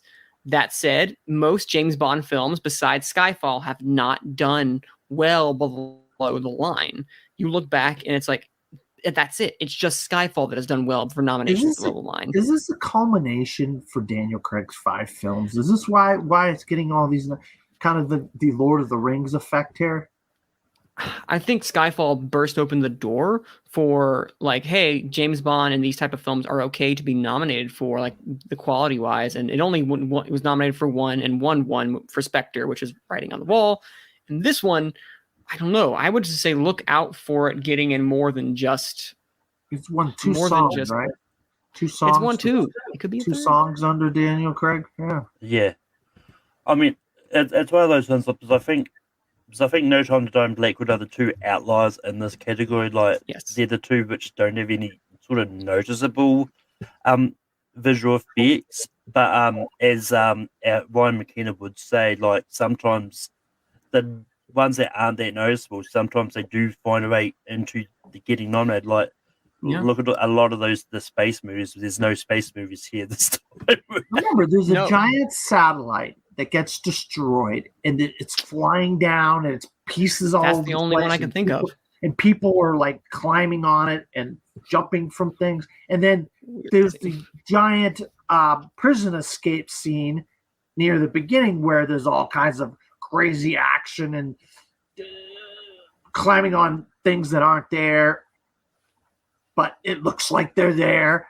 That kind of stuff. And that's why I see Black Widow is in the list, because there are a lot of like green screen effects. You're like, holy crap. But with some of these, you're like, Black Widow, why is it here? But there is a lot of effects in Black Widow that you just don't see because I'm not saying there's no. I'm just saying that they're not any noticeable visual effects. Yeah, well, that makes it better when it's not noticeable. You know what I mean? It could go the way of Captain America: Winter Soldier, which was nominated for Best Visual Effects. Like how how the helicarrier. The helicarrier is like the biggest thing in the final battle. In this case, it's the flying satellite. Yep. Very similar to Captain America: Winter Soldier, man. Good point you made there. But how many Marvel movies gets in? That's my question, guys. How many Marvel movies get in? How many Disney movies get into this category? 5? 1. We get all 5 Disney. Fox is Disney. Fox. No, 1. 20th Century Pictures is Disney now. 1. 1. I think 2. Oh, 1. No, I honestly, I think I'm thinking No Time to Die, Dune, Godzilla versus Kong. Those 3, right? That's then Warner Brothers, MGM. Yeah, The Matrix Resurrections, because whatever you want to say about the film, which I haven't watched, the Wachowskis know how to visual effects It's are a like gorgeous film. There's course. no doubt about that movie is gorgeous. Abe. okay, I mean, and then wow. just a Marvel movie. Choose your One post. Marvel Is it movie. Shang-Chi? Is it Spider-Man? Is it Black Widow? Or is it Eternals? So you think one Marvel slash Yes, 20th century movie gets it? yes. I think I could definitely get 3. I think Free Guy, Shang-Chi, Spider-Man are all in. I think then you take 2 spots for either Dune, No Time to Die, or Dune, Matrix, or Matrix, No Time to Die. I'd Look, be Matrix. shocked if Dune missed Matrix this. is gonna have the old people thinking, oh, the Matrix. I remember watching that when I was 40. It looks gorgeous. I mean, it looks gorgeous. What they do with this? I Yeah, haven't just the watched it. I'm trailers. watching it today. I haven't watched it today. I want to watch it today, Yeah. but like the Wachowskis I mean- Dune and the is old like- people. I remember taking looking my back- kids when I was 60. They make mean- that stuff in Dune look real. I mean, real. I mean, you're not watching a movie that looks fake. You look watching a movie that the ships and the. I mean, it's like, wow, this stuff. No, looks real. agreed. Malcolm, what were you going to say? Well, Yeah, I mean, looking back at some of the past winners, like Disney's done really well on the visual effects. Like in 2019, like you had Endgame, Lion King, and Rise of Skywalker. The year before that was Infinity War, Christopher Robin and Solo. Oh, Christopher Um, Robin. Is Deepwater Horizon Disney? No. Water Horizon, no. No. Okay, because 2016 was Jungle Book, Doctor Strange, and Rogue One for Disney. Wow, that's 3 Um, each year. yeah, These- so- a lot of times So you I get mean, I 3 think the fact you could get there's easily a chance there's going to be 3 Agreed. Disney ones in here. Because I was going back to sort of see if there's any that had more than 3, but most of them So- 3's been the most. What do you think the 3 are? Do you think it's Free Guy, Shang-Chi, and Spider-Man, Malcolm? That is the 3 that I had in there. Yeah. That's my 3 as well. Yeah, no, I have 2 because I do think I have Matrix, Dune, No Time to Die, Oh, Shang-Chi, and then Spider-Man. I have Free Guy missing, but I could be wrong. Mainly because the fact that No Time to Die appeared everywhere everywhere it possibly could, and even made it into the visual effects bake-off. Like, I Yeah. didn't think that would even be possible. So I just think there's a lot of love there. I could be wrong at the end of the day, but because it's the least out of all these on the list, it is the least special effects. yeah. But I can see them doing it mainly because, oh yeah, James Bond, click or scratch or whatever they do. Yeah, Free Guy, I mean, the movie's special visual effects stuff. So how could you not include Free Guy? That's my point about Free Guys. The whole movie's visual effects. The whole movie is visual effects. So how can you not include an entire movie that's basically visual effects? yeah, I mean, it's one of those ones like because we don't know in sort of what order these movies were when they were sort of on the shortlist, because for all we know, No Time to Die was the last one at the very bottom of the shortlist, and then they'll vote on these ones. So it's one of those ones that, like, this is one of those ones like I could see 85 of these getting in, and I wouldn't be that upset with it. Godzilla's got a legit shot, Malcolm. You're right. I mean, this could be a combination of any of these 5. You Yeah. hit the nail on the head because Godzilla's got a legit shot at this as well. as It does. Matrix. Because I mean, the visuals in Godzilla are amazing. The sound is amazing. The look of it is amazing. The film itself isn't the greatest, but the technical categories are pretty damn good. Yeah, and there's one that I just was looking over, and like that's like you look back at all these, and the fact that you had every single Marvel movie make it in, that's a testament to the fact that, like, oh hey, let's give something to these Marvel films. Like again, Shang-Chi, Eternals, Black Widow, and then Spider-Man: No Way Home. Like the fact also, just think about it, Spider-Man: No Way Home was the only one to make it into the sound category shortlist. None of the other Marvel movies did. Spider-Man did. It's fresh on people's minds. Like they're literally voting when they're seeing this. The shortlist came out. They get the headlines like we're about to talk about. Spider-Man for Best Picture, which is going to lead me to this discussion, our discussion when wrapping up these next 30 minutes. And that is Spider-Man: No Way Home. in Best Picture. Now, there was an article that came out where Kevin Feige, Amy Pascal, and one other individual whose name I'm blanking on right now. Rothman. Oh, pardon? Tom Rothman. Yes, thank you. Sony chief Tom Rothman and Tom Holland, who was also there to discuss with Scott Feinberg of The Hollywood Reporter.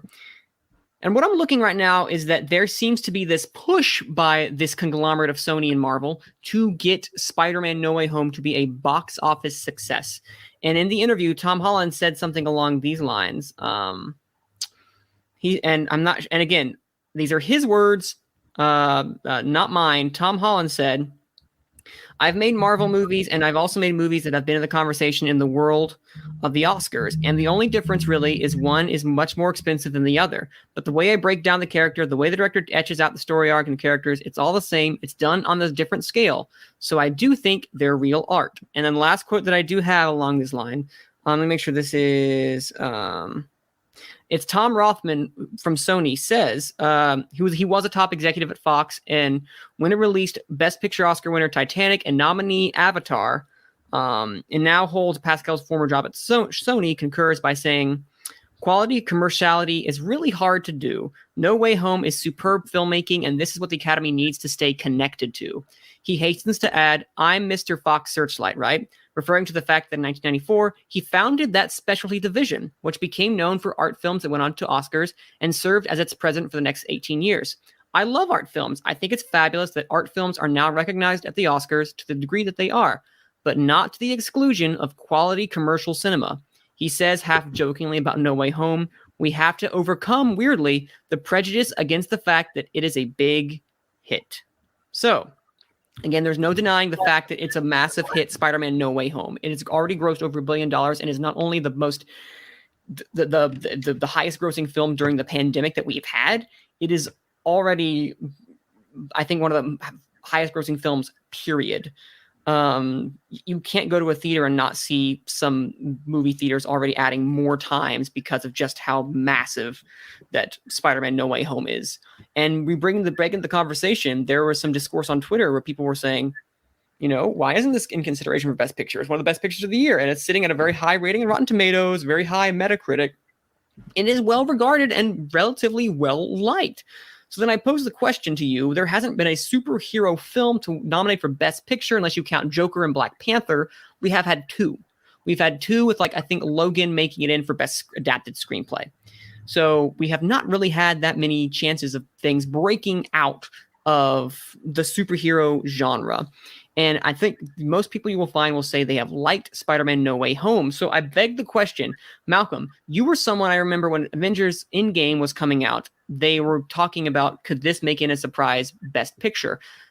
Now, Spider-Man No Way Home, specifically with the times that we are in, is doing gangbusters money, and this is really helping theaters, movie studios, etc. Is there a possibility that there could be a groundswell, not right now, but in the time from now to nominations, that we could see a groundswell for Spider-Man No Way Home to get in for Best Picture, or is this a pipe dream? What are your thoughts upon that? Yeah, I mean, this is one that I think there is a really good chance it could actually get into Best Picture. Because, I mean, it's going to be one of those ones about what would you knock out and of Best Picture to make room for it. And I think most people can argue that Don't Look Up is probably the one you wouldn't want to see in the Best Picture. But No Way Home is better than Don't Look Up, all I'm going to say. I think there's a good chance that it could sneak in a spot in Best Picture. So what I find to be interesting is that Avengers Endgame, when there was talk about if it could make it in, it was never this quote-unquote savior of cinema. I think most theaters are rejoicing right now at the fact that they have people back and that it's actually people are coming to the theater. So, Dan, when you look at it, there was never this urgency to get Avengers Endgame a nomination, being not quality aside, of course. Quality aside, there was never a rush to get it because it wasn't the savior of cinema when it comes to a box office standpoint. So I bring in the question to you, do you think that there now, with especially what No Way Home is doing for movie theaters, that there should be consideration of like, hey, it's a good film and it's gotten a whole bunch of money. If maybe we could get a groundswell for it for a Best Picture nomination outside of just its normal visual effects or even sound. Well, the thing is, Rothman brought up a good point. Avatar, the biggest budget blockbuster ever at that point. Before that, Titanic, the biggest blockbuster box office ever at that point. Spider-Man is reached $1 billion in 10 days. And this year, in the last 2.5 years, there has been no movie like this. In 2.5 years of movies coming out on streaming, theaters, whatever, nothing has even come close to this since Endgame.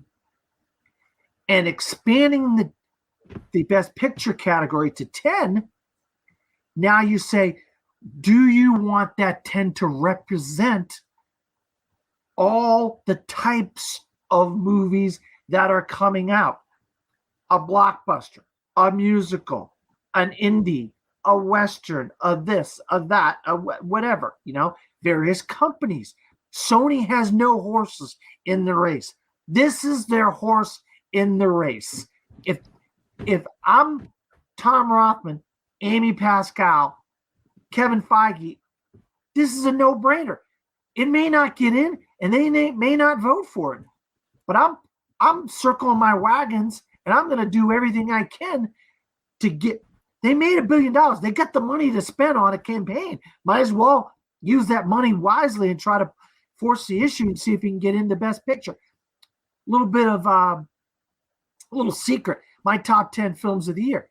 Spider-Man No Way Home is in my top 10 films of the year. And I've seen everything. I've literally seen everything. We talked about all the docs I've seen, all the foreign films I've seen.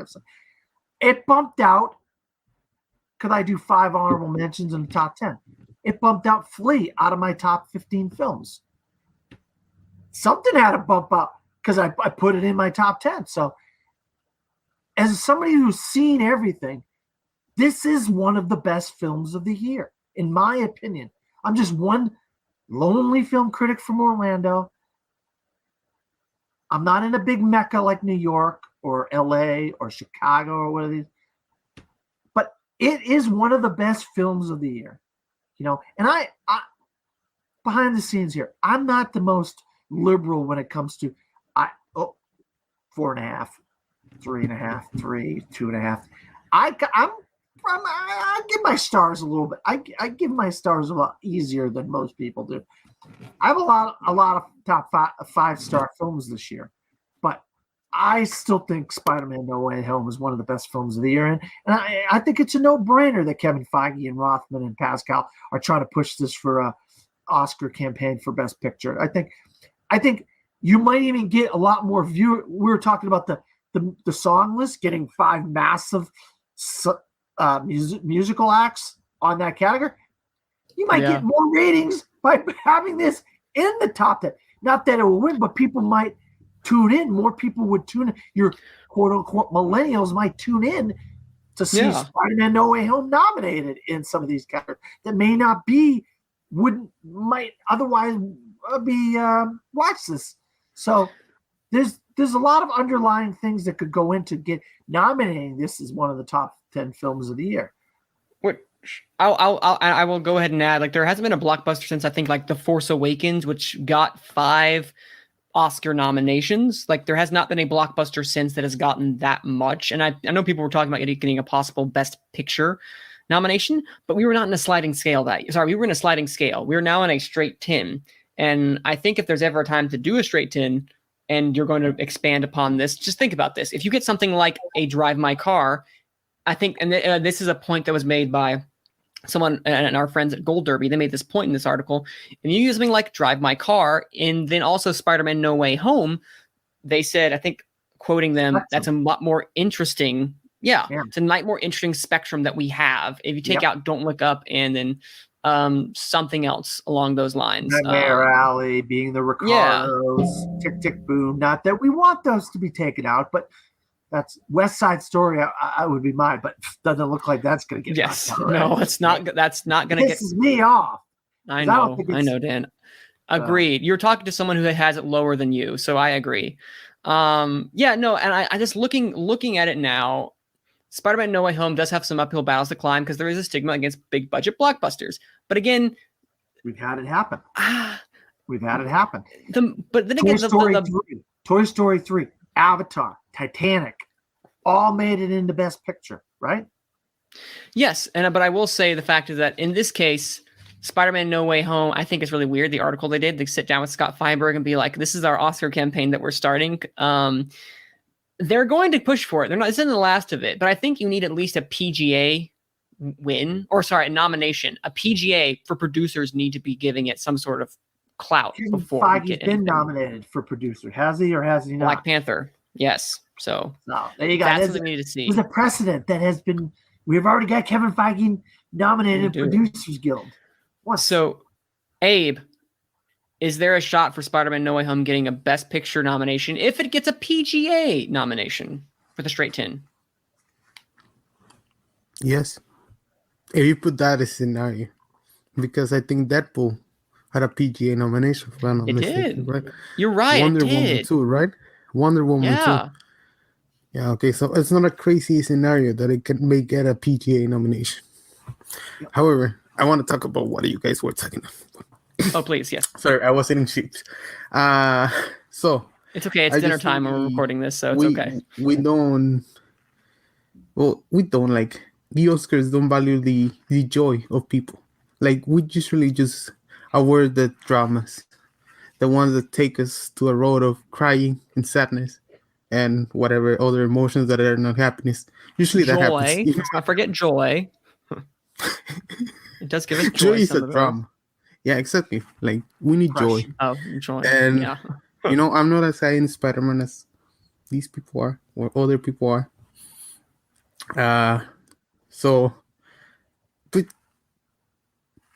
I mean, that's the best picture, isn't it? That's the point of movies. Like, get the whole like that's. I mean, for that's a movie. Getting a feeling like something different every time. You may be scared, you may be sad, you may be something, and this movie just brings joy to people. And I think that's important and something we don't value as an artistic side of you. I will never nominate it. Like not even in the, if I go back like I don't know, 10 years from now, I probably will never put it in the top 10. Probably I will have to think about it. But this the other particular nominations, year, myself, right, Abe? You're thinking twice about it, right? Yes, but if this year, like you see the road, I don't think I watch many spectacular films this year. You can run the campaign. I think Pascal, Tom Rothman was on Searchlight Pictures for a while, as you mentioned, Manning, at the beginning. Kevin Feige already run a successful campaign, getting the SAG win. Can you just imagine if they can get this film in SAG? Like can we spoil the movie? Okay, wait, quickly. Spoiler. Skip 15 seconds ahead. Go. Okay, you get nominated on SAG and you have Andrew Garfield, Tobey Maguire, and Tom Holland using the screen. That's just gonna get people crazy for watching SAG. If you run the campaign correctly, they able to. Will they be able? That's a different question. Like I'm not sure about. I'm gonna repeat it again. I will nominate it, but just to see in the perspective of the people running it, I think it's possible. I mean, you just have to market the savior of cinema, the movie that save movies. And so you have to put that kind of marketing, like the number one movie in the world, and 10 December came out. Weekends are usually the Lord of the Rings, the Star Wars coming. Those films usually get nominated. And so it's just that. And they use the comparisons. They have the tools to campaign it. The thing is just, are the people are gonna buy in? They have the tools. Yeah. They have the money. They have the most money in the world right now. Look at the cast, though. Look at the amount. Look, you tell me, okay, Willem Dafoe, Alfred Molina, Jamie Foxx, Thomas Hayden Church, Reese Ifans, Marissa Tomei, Tom Holland, Andrew Garfield, Tobey Maguire, J.K. Simmons, Tom Hardy,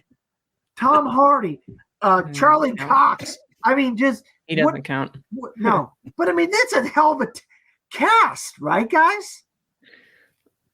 Yes. And go ahead, Malcolm. Zendaya. I forgot Jacob Batalon, Benedict Cumberbatch. I mean, you know, I'm something of a movie critic myself, but I see what you did. Delayed reaction, but I see what you did. But that being said, I'm actually going to go a little bit crazier. Well, I would love to see No Way Home to get into Best Picture, but how crazy it would be if Tom Holland slides into Best Actor, because I mean, look, I mean, crazy things have happened, and it's one of those ones that because he basically carried that movie on his back. So I mean, and yes. I think what he did in that movie is great. I mean, while I don't believe that he'll get in, I'm not going to change my picks on Gold Derby right this moment. I'm just saying that if there's a good surprise that could come out of these Oscars, Tom Holland getting it in for Best Actor could be one of those surprises. So. I will add upon the fact that I do think that I don't think he carried the movie, but I do think that that is his best performance as Spider-Man that we have seen, based upon a couple of scenes that I will not spoil. He just was that good. Everyone's probably seen Spider-Man No Way Home by now, but I'll give it a week again before we start spoiling it. We just spoil it twice. I've seen it twice. We did tell people to skip ahead, so just to be sure. We did by 15 seconds. I just realized we did. So, oh well. Sorry, guys. I'm not going to edit this out because I'm lazy and I have to get this up. So, but anyway, $1 billion. I think enough people have seen it. Yeah, you're right. Enough people have seen it, I think, at this point. So the narrative is there for a Best Picture nomination. No one thinks it's going to win. No one thinks it's going to have any win whatsoever. But remember the point when AFI pushed themselves back in order they could try to get, Critics' Choice pushed themselves back so that Force Awakens could get in, and ultimately it did get in. They didn't do the same for Spider-Man No Way Home. Obvious reasons. But the narrative is there. That's, I think, more than anything else, of the narrative being there for No Way Home. No other blockbuster had that narrative. Wonder Woman didn't have that narrative, even though it was nominated for PGA. Deadpool didn't have that narrative, even though it was nominated for PGA. A Quiet Place didn't have that narrative, and it was nominated for PGA. We're going to need a lot more at the end of the day, and from a narrative standpoint. If they push this, No Way Home could make it in. Do I think it's deserving? I need to see more films, but I might have it in my 10 at the end of the year. We won't know, because I think it's just a beautiful, beautiful culmination of everything that makes Spider-Man, personally. But do y'all think what is the percentage chance of it getting a nomination at all? 4%? Yes. Wow. Little faith. It's got a higher percent.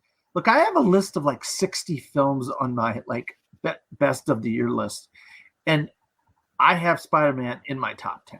I mean, and I gave a lot of five-star and 4.5-star reviews this year, but I still think it's one of the best films of the year.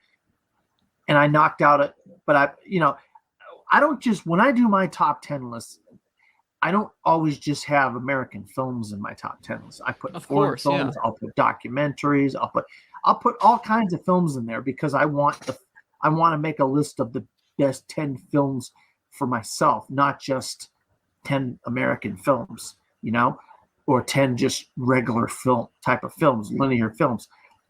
And last year was last year, but this year is this year. And this year is a melting pot of so many great films of all kinds, little indies, streaming movies, foreign films, documentaries, you name it. And just so happens the biggest blockbuster of them all is this film. And that is part of the conversation, is, do blockbusters count as a great film? And I believe they should count, and they do.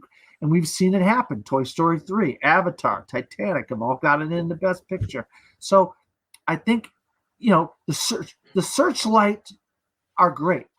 The 12 Years a Slave, the Birdman, the the these types of films are great, and you always want those focus features and A24 and those type of films.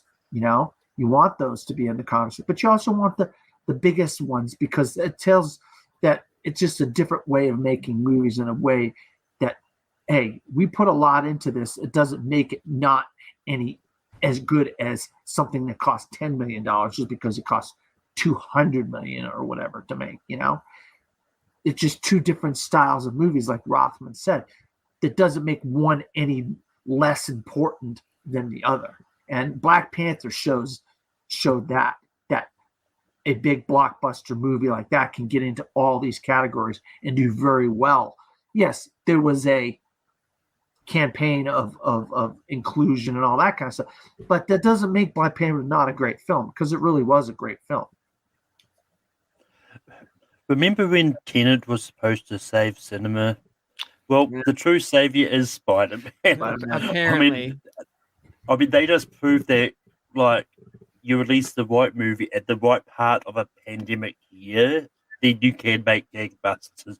You try to release a movie in the middle of a year when the pandemic is still raging, you're not going to do it. And there's countries that still haven't even seen it, Malcolm. Either whether Finland or Norway, one of them countries is in a lockdown. They can't even go to the theater. They're saying it's not going to come out till January 14th. They might be able to see it January. There's countries that haven't even seen it because they're in a lockdown now. We're back to doing the stuff again. Yeah, I mean, it's one of the. I mean, it's one of those ones. I mean, the fact that Spider-Man can do $1 billion without China, because yes, this is all without China too. Because I know Canada's currently in lockdown. I know and Max has been going on about it. But yeah, I mean, it's just one of those ones that it was definitely interesting. I mean, it's one of those ones I didn't see any movie making over $1 billion for at least a while yet. And when Spider-Man made almost half of it in the first week of release, that's kind of what's like, oh shit, this could almost do Endgame numbers, because I'm pretty sure Endgame was about 270 at its first weekend. It might have been 376. Yes, it was I think No Way Home is the second or third highest weekend of all time. I could be wrong. It's the third? Okay, there's Dan to confirm it is the third. But I was going to just add, before we wrap up this discussion, is that this is a movie that has cultural significance, and we can get into the discussion later about what does this mean for mid-tier budget or anything that's not a big blockbuster for cinemas and theaters. We'll get into that discussion at another time, because I think that's a very important discussion to have about what that means for the theater experience outside of blockbusters. But if we're looking at it in a vacuum, I mean, honestly, we could go back into another lockdown, because just how Omicron stuff is transpiring, and Spider-Man No Way Home could be one of the last big budget films that we see in cinemas before they start to shut down for a little bit again. Hopefully that's not the case. Fingers crossed. People remain safe, mask up, all that good stuff. But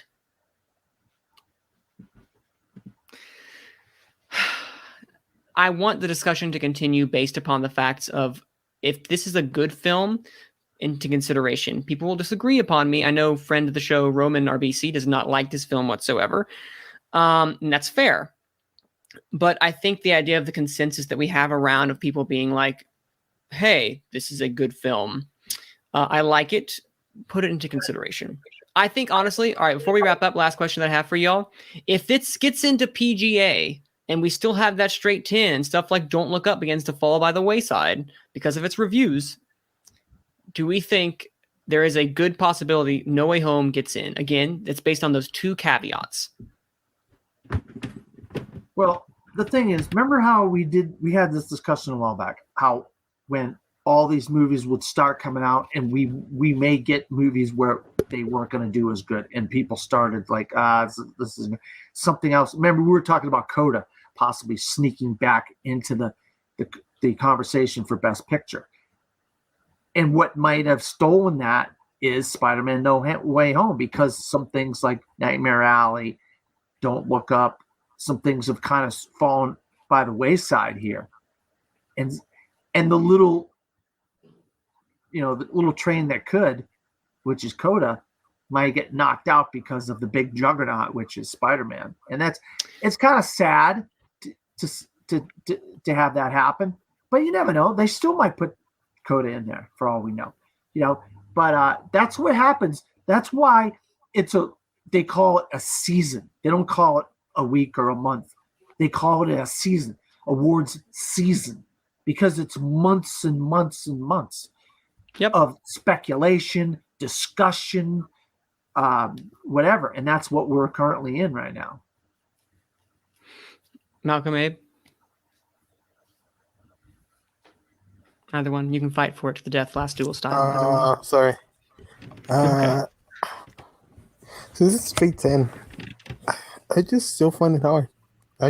I mean, I won't bet $1 because they have all the money to spend in the campaign. They do. Right now, just one critic in Gold Derby has it as his number 10, and it's Christopher Rosen from Gold Derby. And I was like, can I do real quick here, Abe? Yes. I was watching Joyce Ng and Christopher Rosen have this same discussion the other day, and he says, you know what? I'm putting it in there. Live on the air, I was watching the video, and he put it in there. Good for him. Good for Chris Rosen. Because there's a conversation to have it in your 10, and he was like, you know what? Hell with it. I'm going to put it in there. So that's kind of funny that you brought him up. But no, I no. Even with the PGA, no. Okay. I'm just going to say I think there's a chance. Because I mean, I'm not confident on it yet. I want to wait and see sort of how the momentum flows for No Way Home. Agreed. But it's definitely one of those ones. If I see some of the other ones start to sort of drop off, like say for example, Belfast starts to fall from the wayside and just gets lost in the That'd shuffle. be a shock. That will probably be when I'll be confident that maybe No Way Home is going to get into this. And my one caveat is I do agree with Malcolm in the sense of like I need to wait to see how the momentum and the wins change, because at this moment it needs a PGA nomination, or I don't think it's going to make it at the end of the day, in my humble opinion. It needs that producer's support, because that's probably where it's going to come from a lot, is some of the crafts and the producers. But anyway, that's our show, ladies and gentlemen. We're going to wrap up. We went through a long one today, but we had some good stuff to talk about, good stuff to go through. So, Dan, where can the people find you? You can find me at disappointmentmedia.com, where I write about all kinds of different things, TV shows, foreign films, documentaries, new releases. Also, I do like retrospectives and so forth. And come tomorrow, Monday, is the start of my voting season for my guild. And I've been waiting for this for a long time, and so I'm gonna let you guys know what I voted for. Now I don't know. It's a secret. Not yet. Yeah, let us know once it's out. Yeah. Once it's out, I'll let everybody know what won for my guild. So that'll be fun. My blog. I counted up all my reviews for the entire year from my blog and for the website I write for. 162 reviews I wrote this year. Wow. So amazing. that's 50 more than I wrote last year. So that's an accomplishment for me. That is. Good job on you, Dan. And my name, Malcolm, Get Down, on Facebook, Twitter, Instagram, and Pinterest. Of course, yes. Apologies. Malcolm, looking up Lay, where can they find you?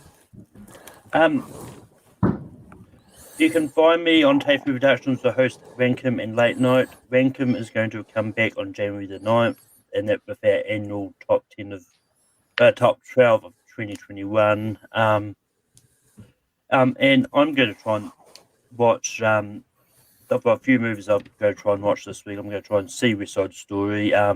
Ghostbusters Afterlife is finally coming out for me, and also House of Gucci comes out on New Year's Day as well. So, hey, there we go.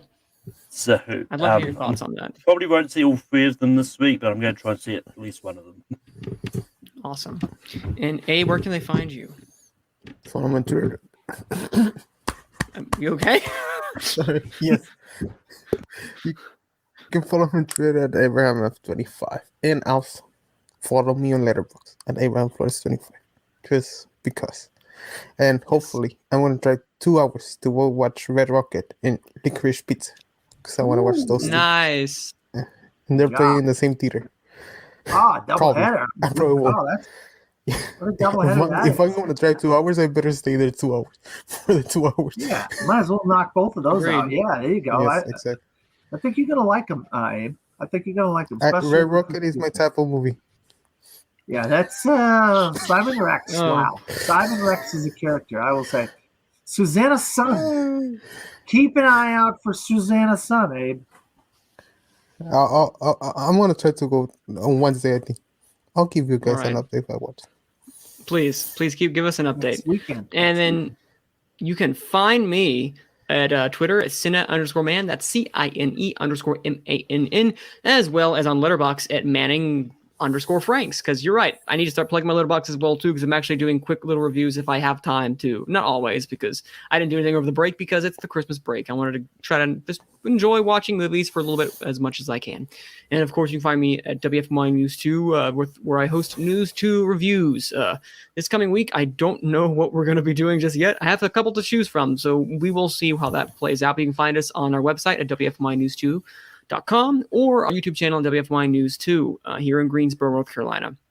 And as always, you can find me hosting Gone with the Wind here, where you can find us on Apple Podcasts, Spotify, Anchor, many other podcast hosting sites. Look for us there when we will be excited to join in the new year with y'all. And I won't be seeing y'all until next year. Haha, get it?